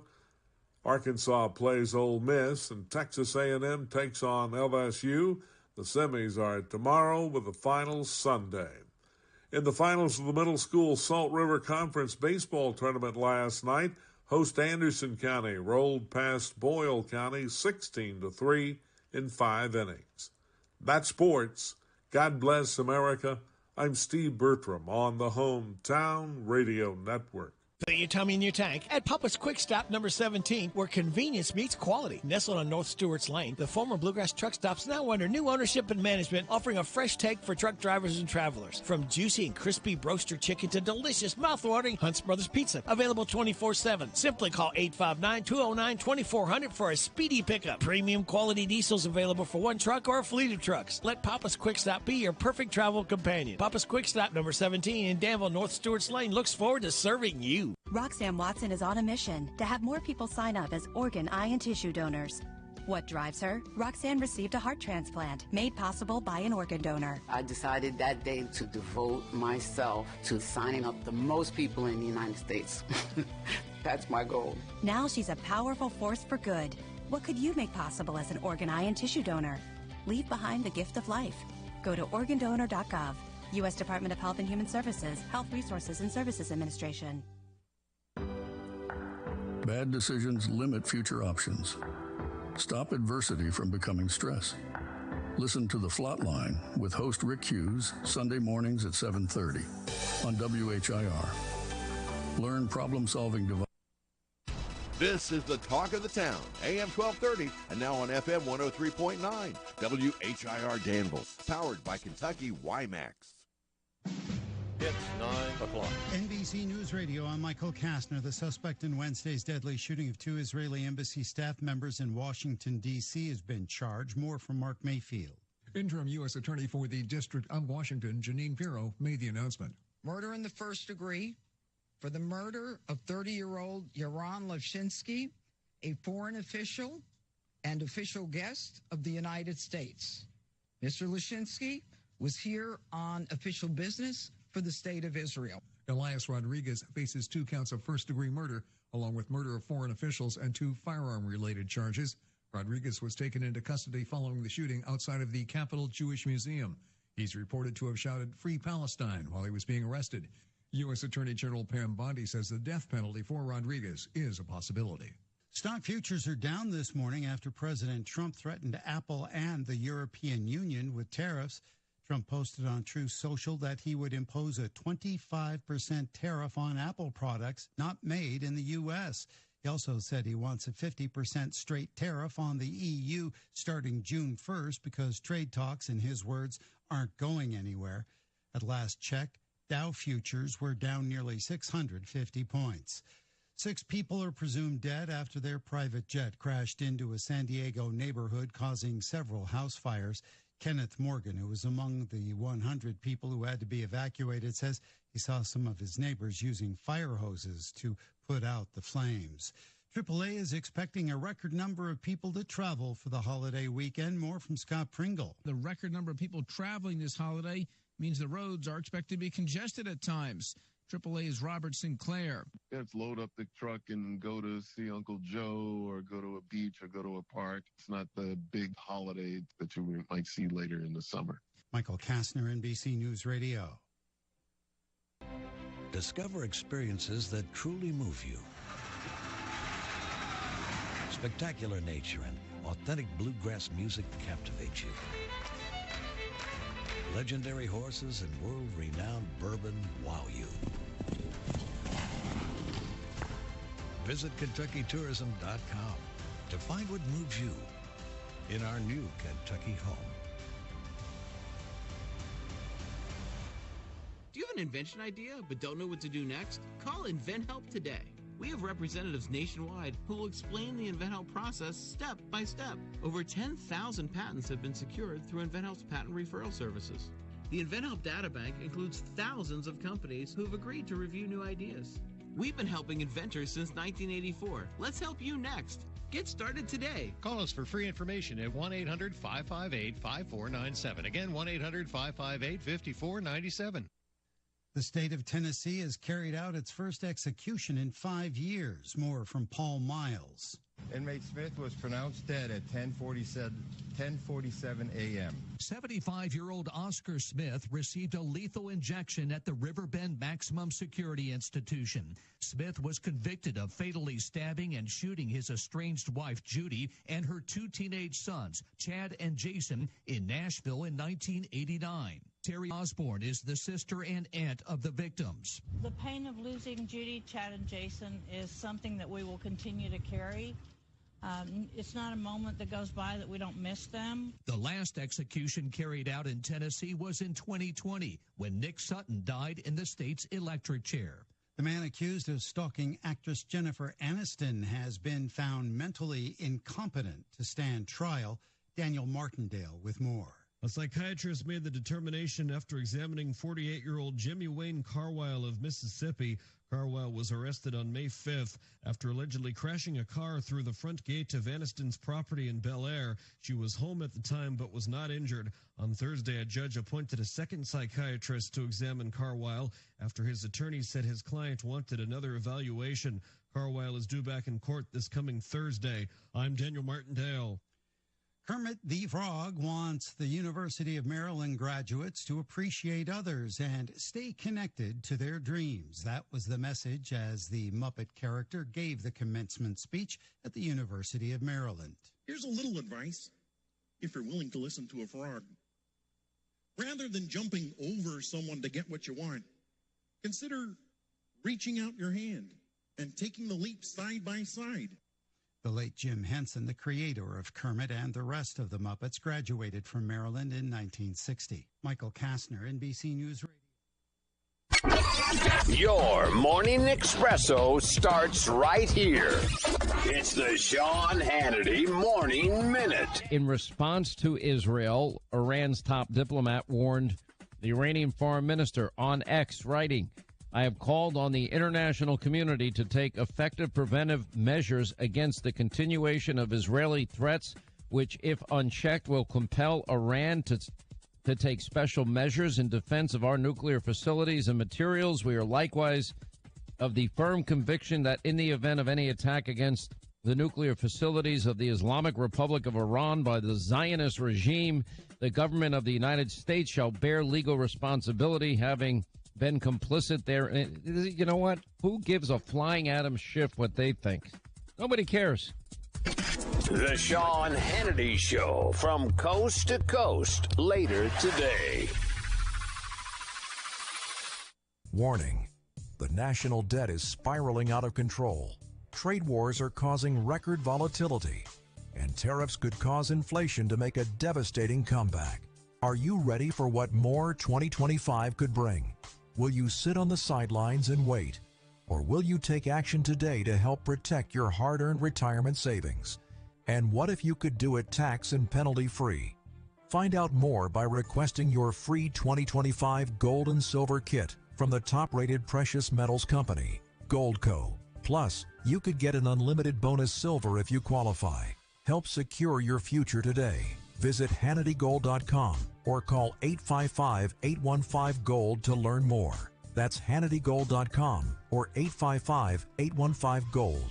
Visit HannityGold.com or call 855-815-GOLD to learn more. That's HannityGold.com or 855-815-GOLD. Serving Boyle County seniors. At A Gathering Place, we promote independence for senior citizens and adults with special needs through social, recreational, nutritional, and wellness programs that enhance quality of life. The activities that we offer are designed to keep seniors active and involved, offer socialization, promote friendship, encourage mental fitness, and positively impact overall health and wellness. To find out more, visit us at agatheringplace.org or follow us on Facebook and Instagram. These Famous Recipes been serving the best chicken in Danville since 1972. These is proud to serve up money-saving $6 meals that include 2 strips or 2 pieces of dark meat, livers or gizzards, your choice of a side, plus a home-style buttermilk biscuit and drink. All of it just $6. Don't feel like cooking? Feed the family with an 8, 12, 16, or 20-piece meal that comes with large shareable sides and home-style buttermilk biscuits. For your next get-together, call Lee's, the expert caterers, at 859-236-8777. Visit Lee's Famous Recipe, the chicken specialist in Danville and South 4th. This is a Hometown Radio Network information update. Engineers have suggested a Liberty flood wall to prevent future flooding to the Green River in Liberty. The Casey County News reports that a new flood wall was stated as the best solution to prevent future flooding on Liberty's bypass commercial zone. That's what engineer Glenn Ross suggested to the Liberty City Council, stating that the U.S. Army Corps of Engineers 2022 flooding study measured the impact of different solutions to the flooding there. 19 alternatives were suggested by the study, but the flood wall seemed to be the most realistic. The flood wall, he said, would be between 1/2 and 3/4 of a mile long, beginning along the convenient tributary and crossing US 127 downriver to the bridge intersection of 127 and Kentucky 70, with floodgates able to close intersections and shut off water. That wall would also range in height from 5 foot to 12 feet tall. As for its potential, Ross did say that with its cost in the potential millions of dollars, the only way it may be feasible would be through an act of Congress. The Liberty City Council agreed with Ross's suggestion, however, and voted to pursue the idea, requesting a study to be done to find a price on that potential flood wall. Certified search and rescue teams from multiple states will be in Danville this weekend for a training event. The Advocate Messenger's reporting the event is being hosted by the Kentucky Bloodhound Search and Rescue and kicks off tonight in downtown Danville from 6 through 2 in the morning tomorrow morning, and then will continue on a private farm tomorrow before it concludes Sunday at Millennium Park. While the training is not open for uncertified dogs, the public is encouraged to come watch the training, ask questions, and meet the handlers at the event. Speaking of dogs are coming to Millennium Park tomorrow. If you have a dog, you can bring them out to the Dog Olympics at Millennium Park tomorrow at the softball complex. Their competitions will go on like recall relay, rally relay, the last dog sitting, and wine and walk. First place in each event gets a free prize. Everyone gets a ribbon, and they'll also host a talent show. It's $5 for competing individuals, $10 for teams, with proceeds going to benefit local rescues. It's tomorrow from 10 until 2 at the Millennium Park Softball Complex for the first ever Dog Day Summer Kickoff Dog Olympics. Reporting for the Hometown Radio Network, I'm Joe Mathis. This Joe Show weather report brought to you by... Okay, Jack, appreciate that, old buddy. Brought to you by our friends hanging out over at Altogether Recovery Center, Danville's first residential addiction center for men, offering life-saving, compassionate care for drug and alcohol addiction. Altogether Recovery Center is now open right here in Danville. Sunshine, high of 66, a low tonight 47. Tomorrow, partly sunny, a high of 79. Sunday, rain showers possible, cloudy skies, and 66. Right now, it's 9:11 in the morning. It is 51 degrees, 859-238 WHIR is the phone number to call in. We'd love to have you on the show this morning. 238-9447. It's a Trail Talk Friday. Andrea did send me a message and say that she's dealing with some allergies and her voice is hardly working. So she was going to try to see if she can find someone to call in her place. And we'll see. And if not, then we'll just, as of right now, we'll just keep on rolling here through the show. We did not get a chance to see what happened on this date in history that's made this date a date to remember last hour. So let's do that this hour. It was on this date, May the 23rd, 1934, where bank robbers Bonnie Parker and Clyde Barrow were shot to death in a police ambush in Louisiana. The bank robbers were riding in a stolen Ford Deluxe. They became known, of course, as Bonnie and Clyde. Here's a clip of a historian talking about Bonnie and Clyde's last ride. And just after 9:15 on Wednesday, the 23rd of May, 1934, on a lonely road in Louisiana, Bonnie and Clyde's deadly game of cat and mouse reached its inevitable conclusion. There you go. On this date, 1939, 5 years later, where the Navy submarine USS Squala sank during a test drive. I guess not a drive, it was a test dive, because it's a submarine off the New England coast. In all, 32 crew members and 1 civilian were rescued, but 26 others died in that submarine, which was later salvaged and recommissioned as the USS Sailfish. On May 23, 1939, an American Navy rescue force sped to the aid of the submarine Squalus, which had gone down in 240 feet of water off the New Hampshire coast. Fathoms below this marker buoy, 59 men were trapped. Yeah, it was on this date, 2018, NFL owners approved the new NFL national anthem policy whereby players were required to stand if they chose to be on the field for pregame presentations. O'er the lands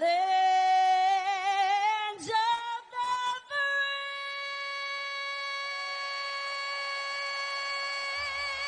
That's Carrie Underwood singing the national anthem, and it was on this date, 2018. The NFL owners approved that new policy. If you're going to be on the field, you got to stand. Don't have to be on the field if you don't want to be, but if you're going to be, you got to stand. That's what's gone on this date, May the 23rd in history.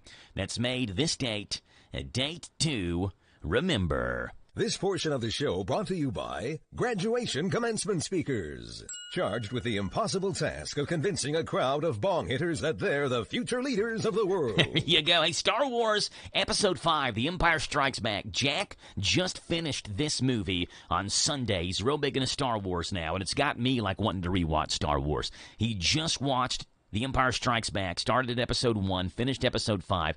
He says we don't have Return of the Jedi, which is Episode 6, and I know that we do somewhere in our house. It's just about locating it.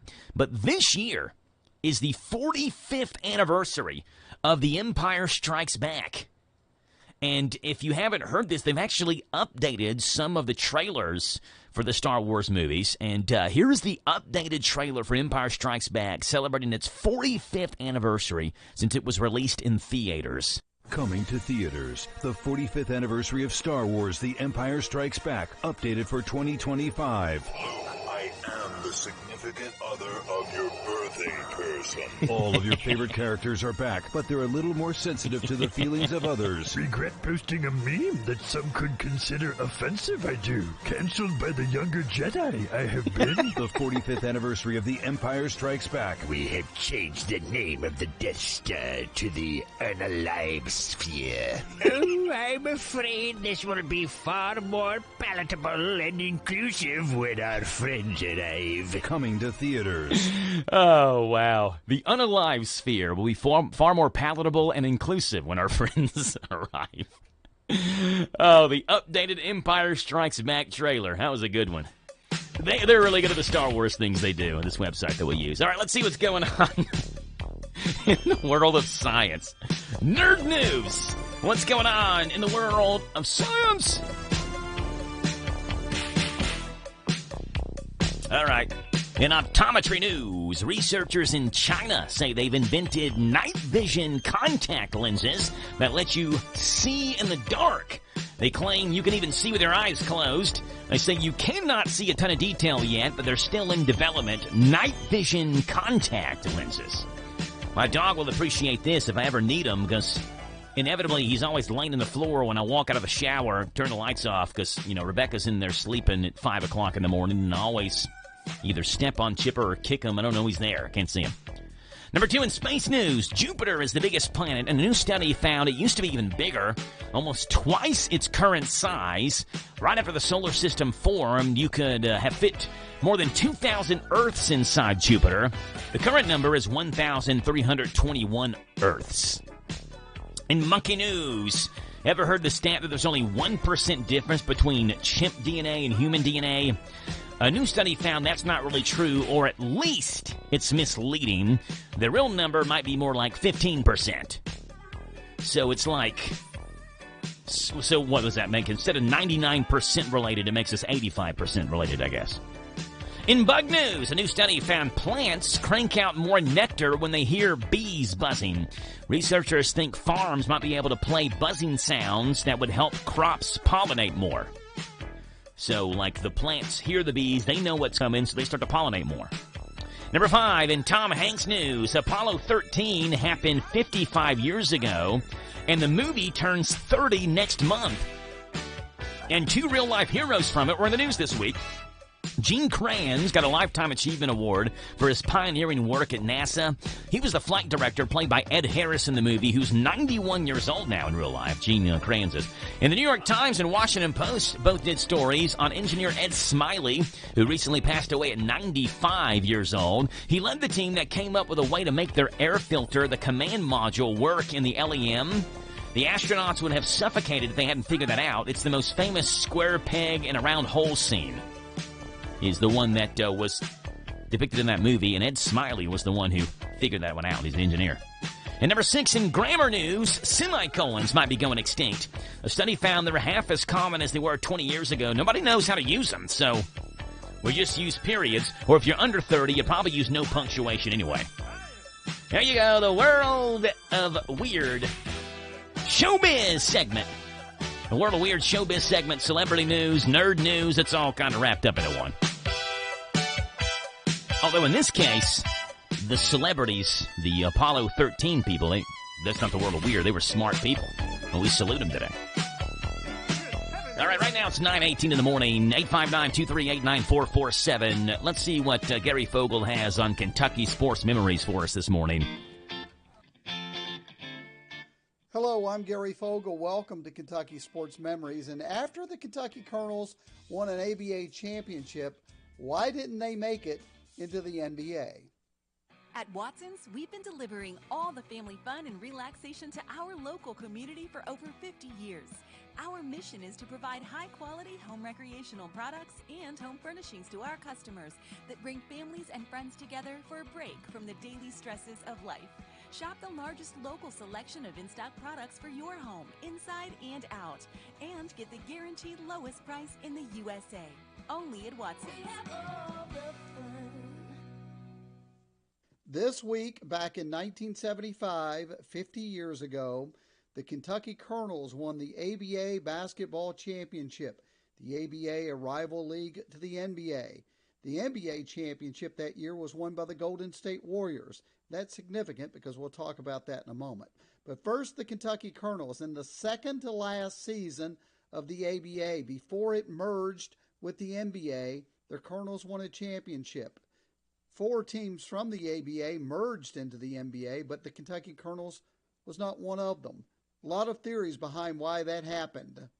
But it's significant to note that after the 75 championship, the Colonels sold or traded star Dan Issel because they needed the cash. They needed money. And again, that was the second to last season of the ABA, that 75 championship team coached by the great Hubie Brown. I talked to Lloyd Gardner about that team because he was the trainer for the Colonels for 7 of the 9 years they existed. And we talked about the significance of them not getting into the NBA when the ABA folded in 1976.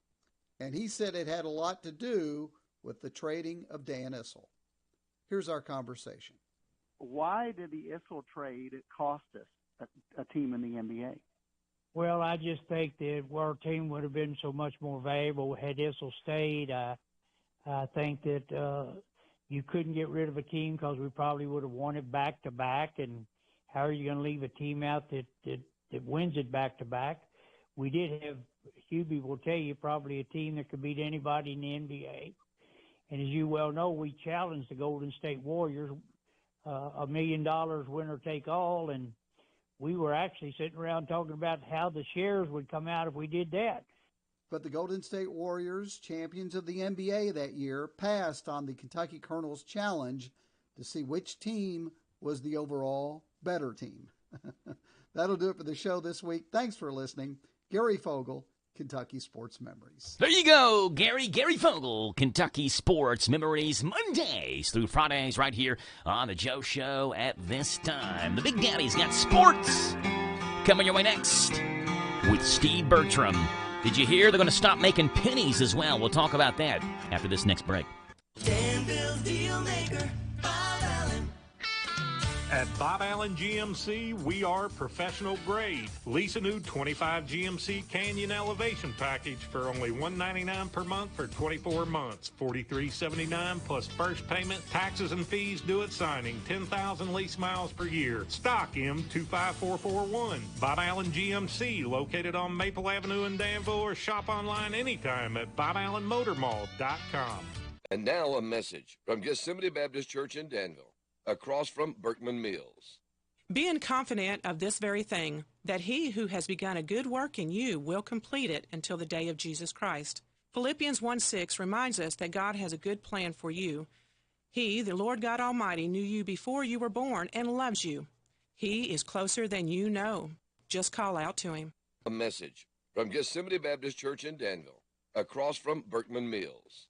Folks, the Memorial Day sale is going on now through the end of May at Mattresses and More, located in Southland Plaza right next to Ace Hardware. Right now, you save up to 30% off on all new merchandise arriving weekly. That includes mattresses, bedroom suits, living room suits, recliners, and so much more. Again, this Memorial Day sale through the end of May, come in and get it now and save up to 30% off. Also, get 12 months same as cash with your good credit at Mattresses and More, Southland Plaza, Houstonville Road, Danville.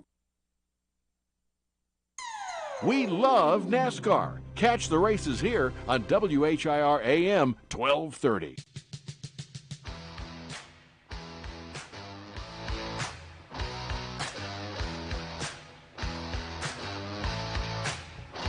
$9:23 in the morning, 859-238 WHIR to call in, 238-9447. And we'd love to have you on the show. Coming up in about 15 minutes, we'll have a McClure Bailey Friday. And I believe today, focusing a little bit on the Brass Band Festival. McClure Bailey is always a very big sponsor of the Great American Brass Band Festival. So we'll be talking about that a little bit with them coming up this morning here on The Joe Show. But right now, let's talk about pennies. In Penny Lane, there is a barber showing photographs. Different type of penny from this Beatles song, but it's the one song I could think of that had the word penny in it. Some people didn't think this would really happen when we heard about it a few months ago, but it looks like it is actually going to happen. The U.S. Treasury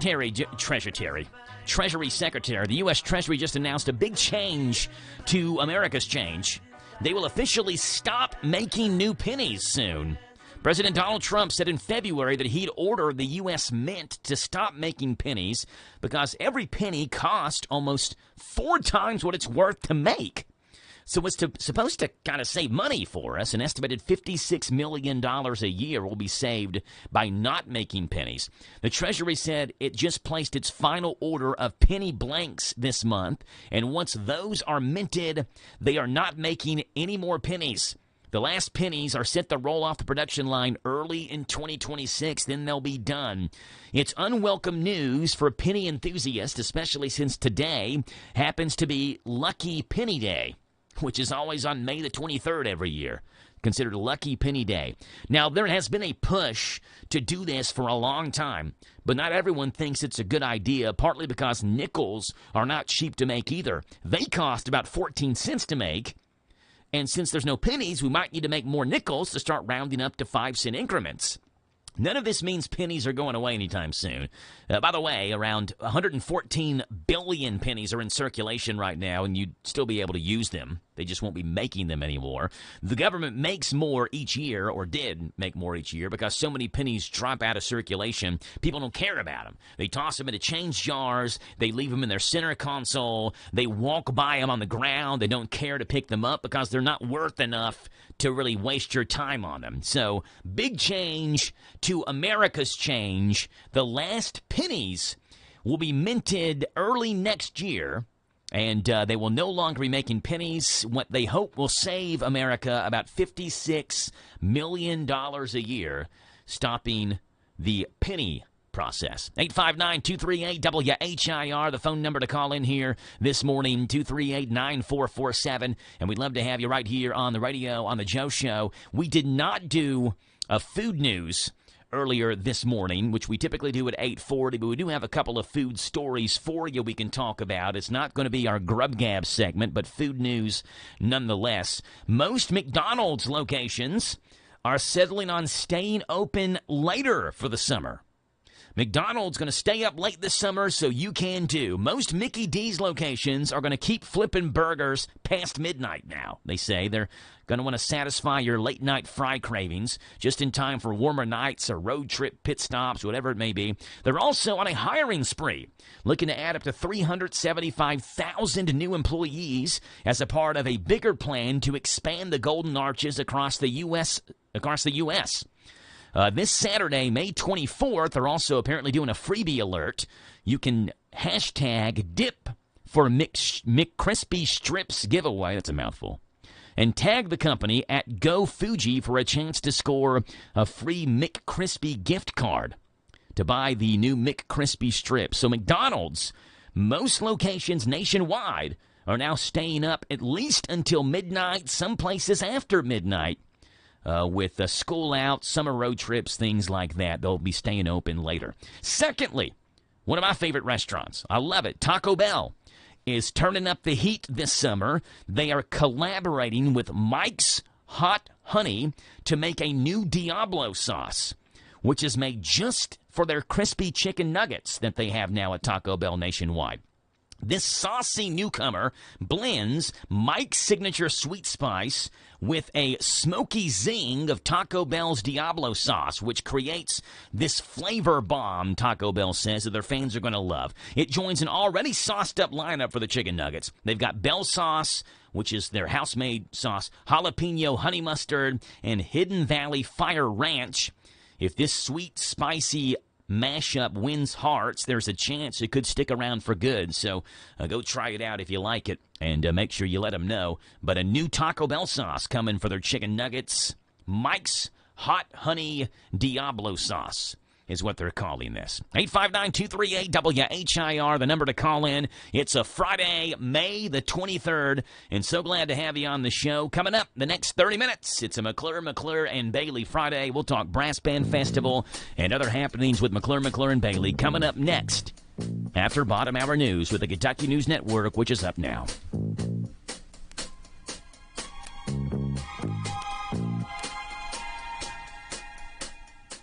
And now a message from Gethsemane Baptist Church in Danville, across from Berkman Mills. Being confident of this very thing, that he who has begun a good work in you will complete it until the day of Jesus Christ. Philippians 1:6 reminds us that God has a good plan for you. He, the Lord God Almighty, knew you before you were born and loves you.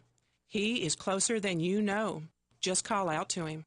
A message from Gethsemane Baptist Church in Danville, across from Berkman Mills. This is the Kentucky News Network. At least 4 candidates will oppose U.S. Representative Thomas Massie next year. President Donald Trump said the lawmaker should be removed from office and called Massie a grandstander while speaking to reporters Wednesday. That ignited conversations about who could oust the Republican lawmaker, whose GOP colleagues label as controversial. Nikki Lee Etherington is the only Republican challenger at this time, with Monica Dean, Jesse Russell, and Elizabeth A. Mason Hill running as Democrat candidates. Massie has held the office since being elected in 2012 and won the 2024 GOP primary with a sweeping 76% of the vote. Meantime, one person dead after a large fire in Corbin. John Shannon tells you about it. Corbin police say it happened early Thursday morning. In a post on Facebook, the department says that loud explosions were heard as far away as Moore Hill in Knox County. They added that the homeowner is an avid gun enthusiast and had a number of guns in the home. The flames completely overtook the house, a tractor, and multiple vehicles in a garage next to the home. The coroner's office says one person is confirmed dead after the fire. That person's name has not yet been released. I'm John Shannon. The University of Kentucky has settled a professor's defamation lawsuits. Buck Ryan claimed the school defamed him after officials said the journalism professor used his position to require students to purchase his book for financial gain. Ryan also filed a separate lawsuit against the school's board of trustees and a student who filed a Title IX complaint. Before the school settled both lawsuits, Ryan was removed from teaching Journalism 101 courses after several student complaints about his teaching practices. No further action was taken since the filings in December 2019. Kentucky men's basketball hosting Georgetown University October 30th for the team's second non-conference exhibition. They'll also host Purdue University October 24th. Both games made possible by an NCAA rule change allowing Division I opponents to schedule regular exhibition games. I'm Lee Mowen. This is the Kentucky News Network. Why choose a Sleep Number smart bed? Can I make my side softer? Can I make my side firmer? Can we sleep cooler? Sleep Number does that. Cools up to 8 times faster and lets you choose your ideal comfort on either side. Your Sleep Number setting. It's the Sleep Number Everything Smart Bed sale. Every smart bed and base are on sale during our Memorial Day event. Up to 50% off, plus free home delivery. Limited time. Exclusively to Sleep Number store near you. Learn more at sleepnumber.com. The basketball playoffs are here on Prize Picks, the best place to cash in on the action. The app is so simple to use. Just pick more or less on at least 2 players for a shot to win up to 2,000 times your cash. Download the Prize Picks app today. Use the code ROAM. Get $50 in bonus promo funds instantly when you play $5. That's code ROAM on Prize Picks to get $50 in bonus promo funds instantly when you play $5. Win or lose, you'll get the $50 bonus credit just for playing. It's guaranteed. Prize Picks. Run your game. You do have to be present in certain states. Visit prizepicks.com for restrictions and details. Neves, and I'm living in Harrodsburg. I work for Christy Welch. She's been helping my family for years. She's helped my aunt with a few houses, and then my mom. She was just awesome. As a first-time home buyer, I had a ton of questions, stuff I didn't know, and she helped me every step of the way. There's not enough good things I could say. She's great herself, but I know other realtors that she's gotten there, all great people as well. Absolutely, I would recommend them. Welch Homes Real Estate. Welcome home with Welch Homes. Planning a wedding? Paying for a wedding? Attending a wedding? Hi, this is Pam Fitzgerald-Clark with Wedding Planning with Pam, inviting you to join us Monday through Friday after the 8:30 morning news on WHIR AM 1230. I'll give you sound wedding planning advice and money-saving tips, information you need, and you'll get it all right here at your favorite radio station, WHIR AM 1230. Mike Gay here. At Essity, we're committed to making the world a healthier, more hygienic place, starting right here in Harrodsburg and Danville. We're hiring machine operators where you'll work with cutting-edge technology to produce essential products like hand towels and tissue paper. Our wages start at $20 per hour with benefits on day one and opportunity for growth. If you're a high school grad ready to make an impact, visit ESSITY.com/careers. That's Essity.com/careers. Authentic Mexican grocery store, cakes, fresh produce, piñatas, boots, belts, and more. La Michoacana Mexican grocery store. Family owned and operated, offering the best Mexican products created. La Michoacana Mexican grocery store. And to make your tummy smile, Taco Yumas, their on-site food truck that's also available for catering and events. So where do you go for authentic Mexican product? La Michoacana Mexican grocery store. In Danville on Houstonville Road. This Joe Show weather report brought to you by... It's brought to you by our friends over at the Little Sign Shop. But our new owners and operators, Little Sign Shop has got you covered. They do full-color digital printing, magnetic signs, auto signage, and logo design in Danville, where 2nd and 4th Streets meet. Call them 859-238-7391. Sunshine, high of 66. Hello tonight, 47. Sunshine, 70 tomorrow. Sunday, rain shower, thunderstorm chances, 66. And Memorial Day Monday, getting rainy as well. And high Monday of 70. Right now, it's 9:35 in the morning, and this is a McClure and Bailey Friday. The following is a paid program. And in studio, Patrick McClure, the McClure from McClure and Bailey. How's Joe this morning? I'm doing great. How's Patrick doing? I'm all right. Good stuff. Heading into a big Memorial Day weekend. Yeah. Of course, next weekend we've got, Bull County's graduation. Danville's is tonight, tomorrow? I don't know when Danville's is. Danville's last day is today, It's right? today. That's what is the last day of school is today. I just can't remember what day their commencement is. I know for us it was usually on that Friday, right? That last day of school Friday. We should know this. If somebody does, text me. Somebody let us know, But please. really what made me think of it is next weekend, Brass Band Festival kicks off, and we may have a guest caller this morning. We'll see. Yeah. But a lot of stuff going on in town over the next 10 days or so. Memorial Day this weekend. You've got Boyle County Baseball hosting the 12th Region Tournament next week because they won the district championship. You got so that'll be starting up more than likely if rain holds off. Memorial Day Monday is usually how they do that. And then, as you said, next Thursday is the start of the Great American Brass Band Festival. When Mimi Becker called in earlier this week, or I guess it was yesterday. No, it wasn't Mimi. It was Jeff Jewell on Monday. Jeff calls in every Monday, and he's like, and next week is the Brass Band Festival. And I heard that, and I was like, there's no way that's right. Jeff has got his calendar wrong. This can't be right. Well, and it's funny, I've even gotten within the circle there. At times we're like, no, this is when we always do it. No, it's not. It used to be Father's Day weekend, so that'd be 3 weeks from now. Yeah.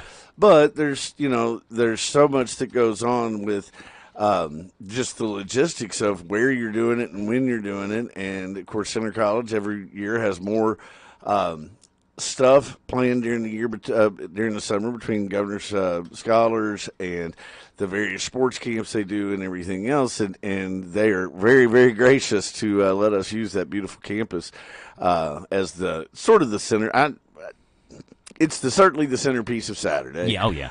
The parade, of course, starts at Whisker Park and comes down Main Street and ends there, and that's kind of when things shift that way because it is such a massive event on Saturday. Even as glorious as our new downtown area is laid out for festival-type stuff, this one is so big that you've got to have room for people to kind of spread out. Were it were that someday the state highway department, the federal highway department, ever decided to give us a better route around downtown with 127, we might be able to do something different. But as it stands right now, you've got to.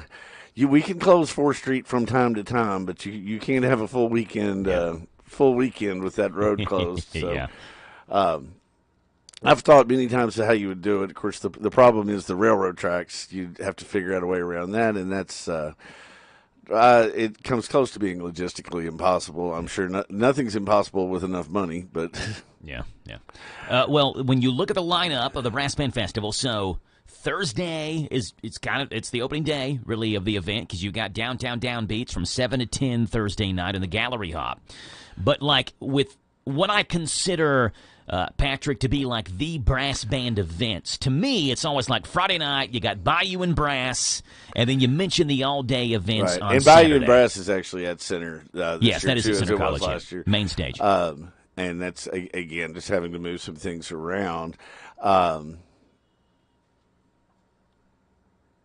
getting my weeks confused, and I do now have it. And I don't know why I didn't know this because we sponsor Project Graduation at both schools, but yes, Danville's graduation is tonight at the Norton Center at 7 o'clock. Okay. And then, of course, Bull County's seniors will have their project graduation and everything tonight. And you and I both went to Danville. They always did theirs at the Norton Center. Yes, that's where we graduated. That doesn't work for Bull County because because you'd be colliding. You could not do Norton Center on Friday night with Brass Band Festival going on. It'd be impossible.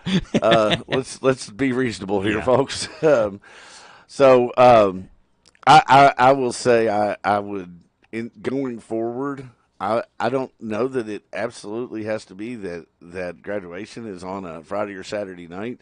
So that's maybe something the schools could look at just to spread this out because it is between Memorial Day, the festival, and then, of course, you do have, weddings and everything. There's just a whole lot that goes on these weekends, starting the one that has the last Monday in May, going through – certainly through Father's Day, really all the way through the 4th of July. Those Fridays and Saturdays are just eaten up. Mm-hmm. So, hopefully we can do some communication and maybe try to spread things out a little. My recollection is this used to happen in Louisville with the Derby, trying to have the boat race and the Oaks and the Derby and all of the other Pegasus Festival stuff, the parade, the Thunder over Louisville. All just crammed in, and they eventually have turned it into really about a 2-week long. Yeah, it's a big celebration there in Louisville. Yeah, the whole month of May is basically Derby. One big party. And that's how great is that? I mean, for about 3 weeks in the entertainment industry, there's no bigger epicenter in the world than Louisville, Kentucky. Yeah.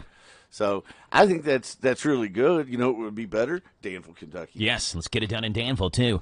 Saturday, 9 o'clock in the morning, music begins on the main stage. Of course, picnic tables will start going up as well and being available there at 8:30 for those who got those. Parade on Main Street's at 11, and then main stage music resumes at 12 noon. The food trucks will open. You've got from 5 until 11, kind of the main heart of the Brass Band Festival. No BS Brass. They can put on a show. I've listened to them. They'll be at 8:30 on Saturday evening, 9:45. The Hunter Tones going to be taking the stage, and it's going to be a fun time next weekend at the Great American Brass Band Festival. And we'll be talking again next Friday, Patrick. I know you might be busy doing brass band stuff, but hopefully we can get one of you all on next Friday because you all are a big sponsor of the Brass Band Festival, and make sure we remind people about what's going on that weekend as well. It's always a big time. Yeah. I really don't think any town anywhere puts on a better show than we Love do. it. And every year this time, everybody starts freaking out because logistics get tight, and this went wrong or that went wrong. And as far as I know, nobody's ever noticed the little things that those of us behind the curtain see, because it always works out. I'm trying to think, will this be the first festival? I can't remember exactly when we lost Jerry Boyd last year, but none of us, I don't think, appreciated what all Jerry Boyd did. Because when the logistical wizard was in charge, nothing ever went wrong, at least as far as we knew. Now, he may have known stuff that we didn't know, but for those who knew Coach Boyd, it just things rolled off him like water off a duck's back, and he was not afraid to utter the immortal words, what part of no don't you understand? Or famously, somebody came up one year and it was a pretty petty issue anyway. But she wasn't going to let go of it, and Jerry finally looked at her and said, well, I'm glad you got your money's worth, because for those who don't know, it's a free festival. Yeah. On the other hand, let me remind everybody, free is not free. Free means it's free to those people who come up to watch. Yes, exactly right. It is not free to those who put it on. Yes. It requires really a year-long process, now run by Michael Paris. She does a wonderful job. She's got a lot of great connections in the music industry, but it is a full-time job. It's more than one full-time job, and it's 51 and a half weeks of planning for about 3.5 days of showing why Danville really is just the greatest little small town in America. Yeah, I love it. So, again, that's next Thursday through next Saturday, the Great American Brass Band Festival back. It is so back in downtown Danville.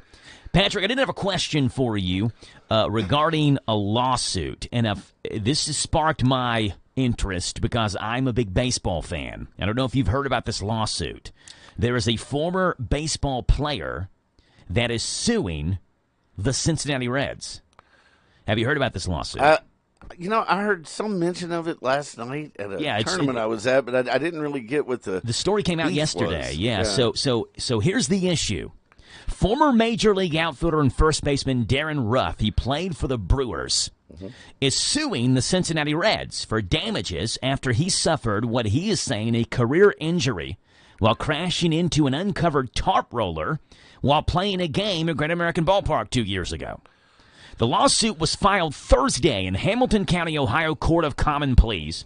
It charges the Reds with negligence in failing to maintain safe field conditions and specifically cites the presence of the unpadded metal tarp roller. So here's the story. Ruff was playing first base for the Brewers when he was injured during the third inning of the Brewers' 5-4 11-inning win over the Reds on June the 2nd of 2023. In that third inning, Ruff was chasing a foul pop-up when his knee hit the end of the tarp roller. According to the complaint, Ruff suffered, quote, permanent and substantial deformities to his knee. Ruff went on a 60-day IL. He never played in the major leagues ever again. He is saying there should have been a tarp cover at the end of the tarp roller to protect from injuries. He also is saying that it was the end of the tarp roller was like covered up by a sign, so he didn't even know that the end was uncovered.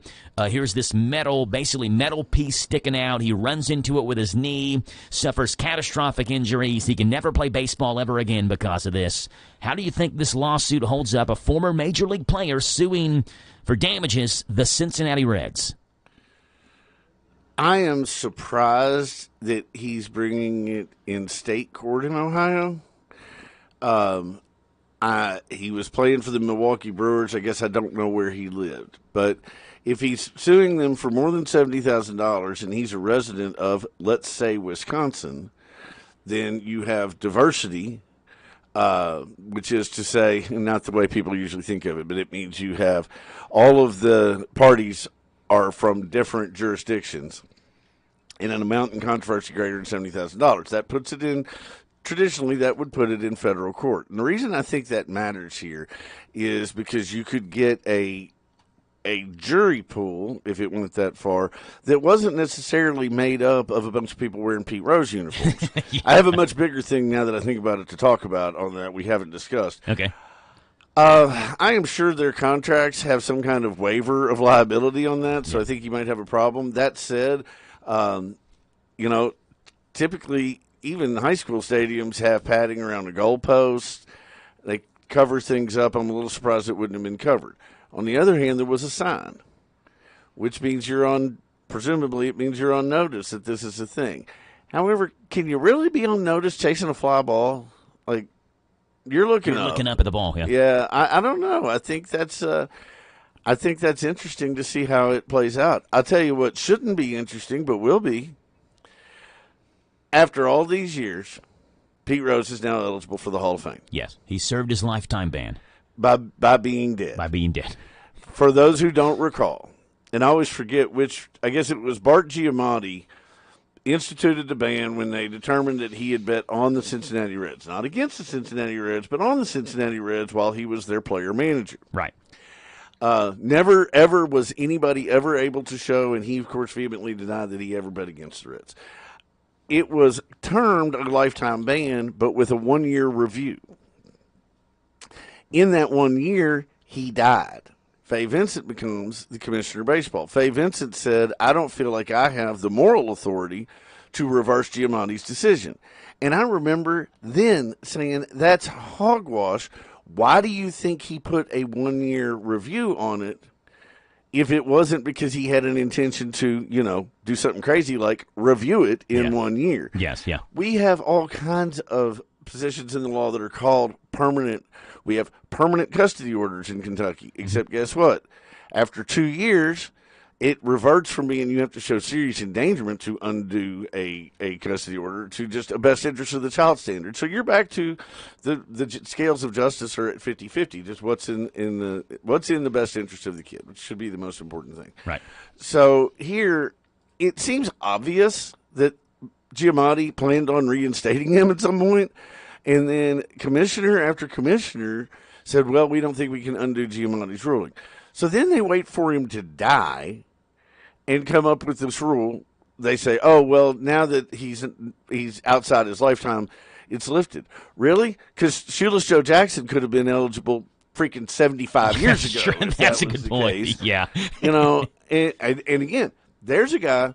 They never proved that Shoeless Joe, the movie, say it ain't so, Joe, but they never proved that Shoeless Joe was in on that conspiracy. And he maintained till the day he died that he was not. This was the Black Sox era of betting on the World Series. Betting on the World Series. The White Sox allegedly tanked. Well, I guess at this point we can say they did tank the World Series because there were enough guys that pled guilty to say that there were at least some people on it. We talk about the curse of the Babe. What people forget is the team that won the World Series that year was the Boston Red Sox, and it was always – or was it the Cubs? No, because that would have been a Chicago series. I think it was the Red Sox. And it was always viewed as being tainted for the 100 years they went without winning a World Series. Joe's looking that up. I'm looking it up, yeah. But the Reds. Oh, it was the Reds. Yeah, 1919 World Series against the Reds. Yeah, that's right, because they had Pete Rose Day, May the 14th, because he wore number 14, on the day the Reds played the White Sox, one day after Pete Rose's lifetime ban was lifted. So it was just like, oh, the Reds are playing the White Sox, and these are the two most gambling stories in Major League Baseball history. They played each other in the World Series. Right. Well, let's be honest here, and I know you're a Braves fan, and really, if you're back to the whole covered thing, I blame the Braves. Whole what now? I blame the Braves. Oh, for the guy running into the tarp? Well, don't forget, Milwaukee. That Braves used to be the Milwaukee Braves. That's right. And if they hadn't moved, this guy might not have been playing there. He'd still be playing. I blame you're right. It's good. You can bring it full circle here. And we kid. But, of course, having grown up here, we all, for the most part, were Reds fans because they were the closest one. But we also had the Superstation. Mm-hmm. So you had a lot of... That's why you get Cubs and Braves fans, WGN and TBS. And WTBS, being able to watch those games every day. So I don't know what comes of either of those, but I do know this. There's a lot of guys waiting in line, and there's a lot of guys in the Hall of Fame that did a lot worse than what Pete Rose did. Mm-hmm. If I remember correctly, the guys that got in the year that it should have been Pete Rose were Steve Howe, who had gotten kicked out, suspended from baseball like 6 times for cocaine. Vida Blue, who also had significant gambling issues, just not with baseball. Yeah. And drugs, and Gaylord Perry, the king of the spitball. So it was like they picked the 3 worst examples they could come up with for why Pete had impacted the integrity of the game. Let's not forget Pete, Charlie Hustle. Yes, the guy who gave it all, even in the All-Star game when he ran over the catcher in the All-Star game. That one may not be the example we use. Poor Ray Fosse. I just saw a clip of that the other day because there was a day that they were talking about it on PTI, pardon the interruption, where there were had been 2 major plays at the plate that kind of led to the change in the rule on that now. But, of course, the video they show is still going to be – it's like no matter how many great shots. It doesn't matter that Villanova hits a last-second shot. To win the national championship. To win the national championship. What do they show? Christian Laettner. Well, so what do they show? They show Pete Rose running over Ray Fosse. He did pretty much end Fosse's career in a play at the plate in an all-star game. So going back to the Darren Ruff lawsuit, where do you and where can you draw the line on professional athletes being injured, regardless of if it's someone else injuring you, Ray Fosse at the plate, Right. or a tarp roller injuring you? Is there a line you can draw? There's one line for sure, because that one actually we learned in law school. Regardless of whether it seemed a little excessive, considering it was an all-star game, and I love Pete Rose, right? I once traded like my entire baseball collection for duplicates of Pete Rose cards because I didn't understand at the time. But his was found to not be any kind of liability to him or to the Reds or to, well, I guess it would be to the National League since it was an all-star game, because it was a legitimate baseball play, all right?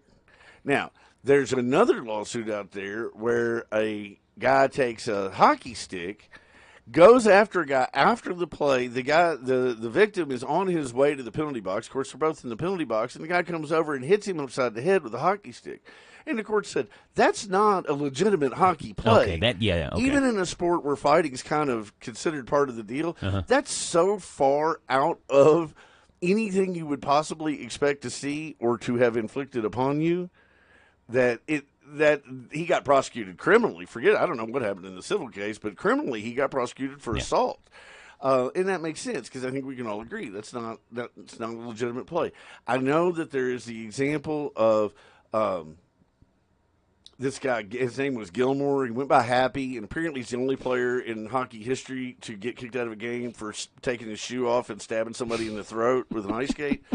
I'm guessing that also would be across the line. Yes. But yeah, seriously, when you get when you get to the point where we're doing stories about it in an Adam Sandler comedy movie, you can probably guess that you're outside the bounds of normal reason. Yeah. It'd be like fights and benches clearing brawls happen in baseball. And if Bob Barker knocks you out on the 16th green, yeah, that's a little much. But if you take a baseball bat out there and start clubbing people with your baseball bat there in the middle of a benches clearing brawl, you're probably going to be prosecuted for that.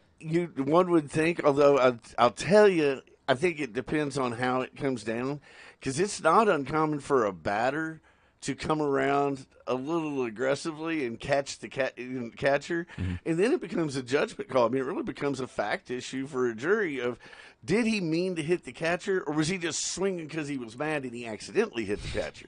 That's what the juries get paid big bucks to decide that, right? Right. Jury duty money. This is purely just a negligence issue on the Reds, should they have covered it up. I will about guarantee you it is covered up now. Yeah. With some kind of padding and everything else. And you're like, oh, well, then they know it was bad.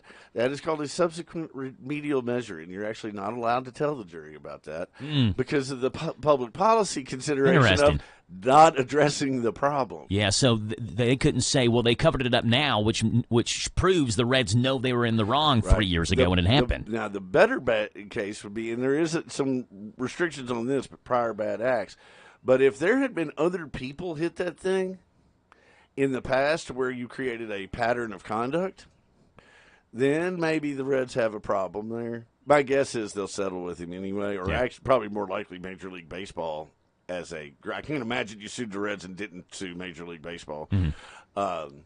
Probably will make some kind of out-of-court settlement with him, I would think. Mostly because the publicity would look pretty bad. I mean, at the end of the day, if the guy had that kind of injuries, you don't really want to go to court and say, by the way, your career ended. You no longer have the ability to earn money. You're probably going to walk funny for the rest of your life, and we don't care. Hey, Patrick, real quickly, Michael Paris just called in, and we only have about 2 minutes or so. Michael, you there? I'm here. Yes, good stuff. Better late than never. Yeah, appreciate you calling in. Again, we only have 2 minutes or so, but give us, Michael, a rundown. It's your show, Michael. It's your show now. Give us a rundown of what we expect at the Brass Band Festival next week. Perfect. I'm so excited to do it. Okay, so we've got some amazing stuff this year. Of course, we've added some more variety to the music so that it reaches a large number of listeners. It's different. It's not what a lot of people are used to with the Brass Band Festival. And if any of that intrigues you, like electricity and punk rock energy and amazing percussion, and if any of that has any interest to you, this is going to be an amazing event for you. We have 3 days of events, Thursday, Friday, and Saturday. Thursday, we start everything with Downtown Downbeat and the Gallery Hop. And then Bayou and Brass will be at the main stage at Center College again. And then Saturday, of course, is the big day with main stage events as well as the parade at 11 a.m. We've got incredible musicians coming. We've got 2 master classes that are available on Friday from the Airmen of Note. So if you're interested in that, we have one for saxophones and rhythm section at 12 p.m. on Friday, May 30th, and then one at 1:30 for brass players, same day. Those will both be at West T Hill. They're free. It's a Q&A type session, so bring your questions. We definitely want to, thank our amazing sponsors that have made all of this possible, especially G&J Pepsi, who is presenting our main stage this year, which is huge. So come out and support their 100th year in service. Love it. Good stuff. I'm playing. Thank you, Wally Gross. Yeah, I'm playing a little No BS Brass. They'll be on the stage Saturday, 8:30 in the evening, and people are going to be grooving, getting down to this, Michael. This is, you can't sit still when you listen to No BS Brass. It's to get you up and moving.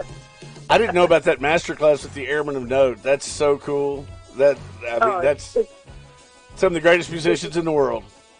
Oh, so exciting, and we're so glad to be able to host them. It's such a privilege, really. There you go. Next weekend, Great American Brass Band Festival. Michael Paris. Michael, appreciate you being on, and we'll see you next week, okay? All righty, thank you. All righty. Thank you, Mike. Bye. It's 10 o'clock in the morning. Top Hour News is now. This is the talk of the town. AM 1230.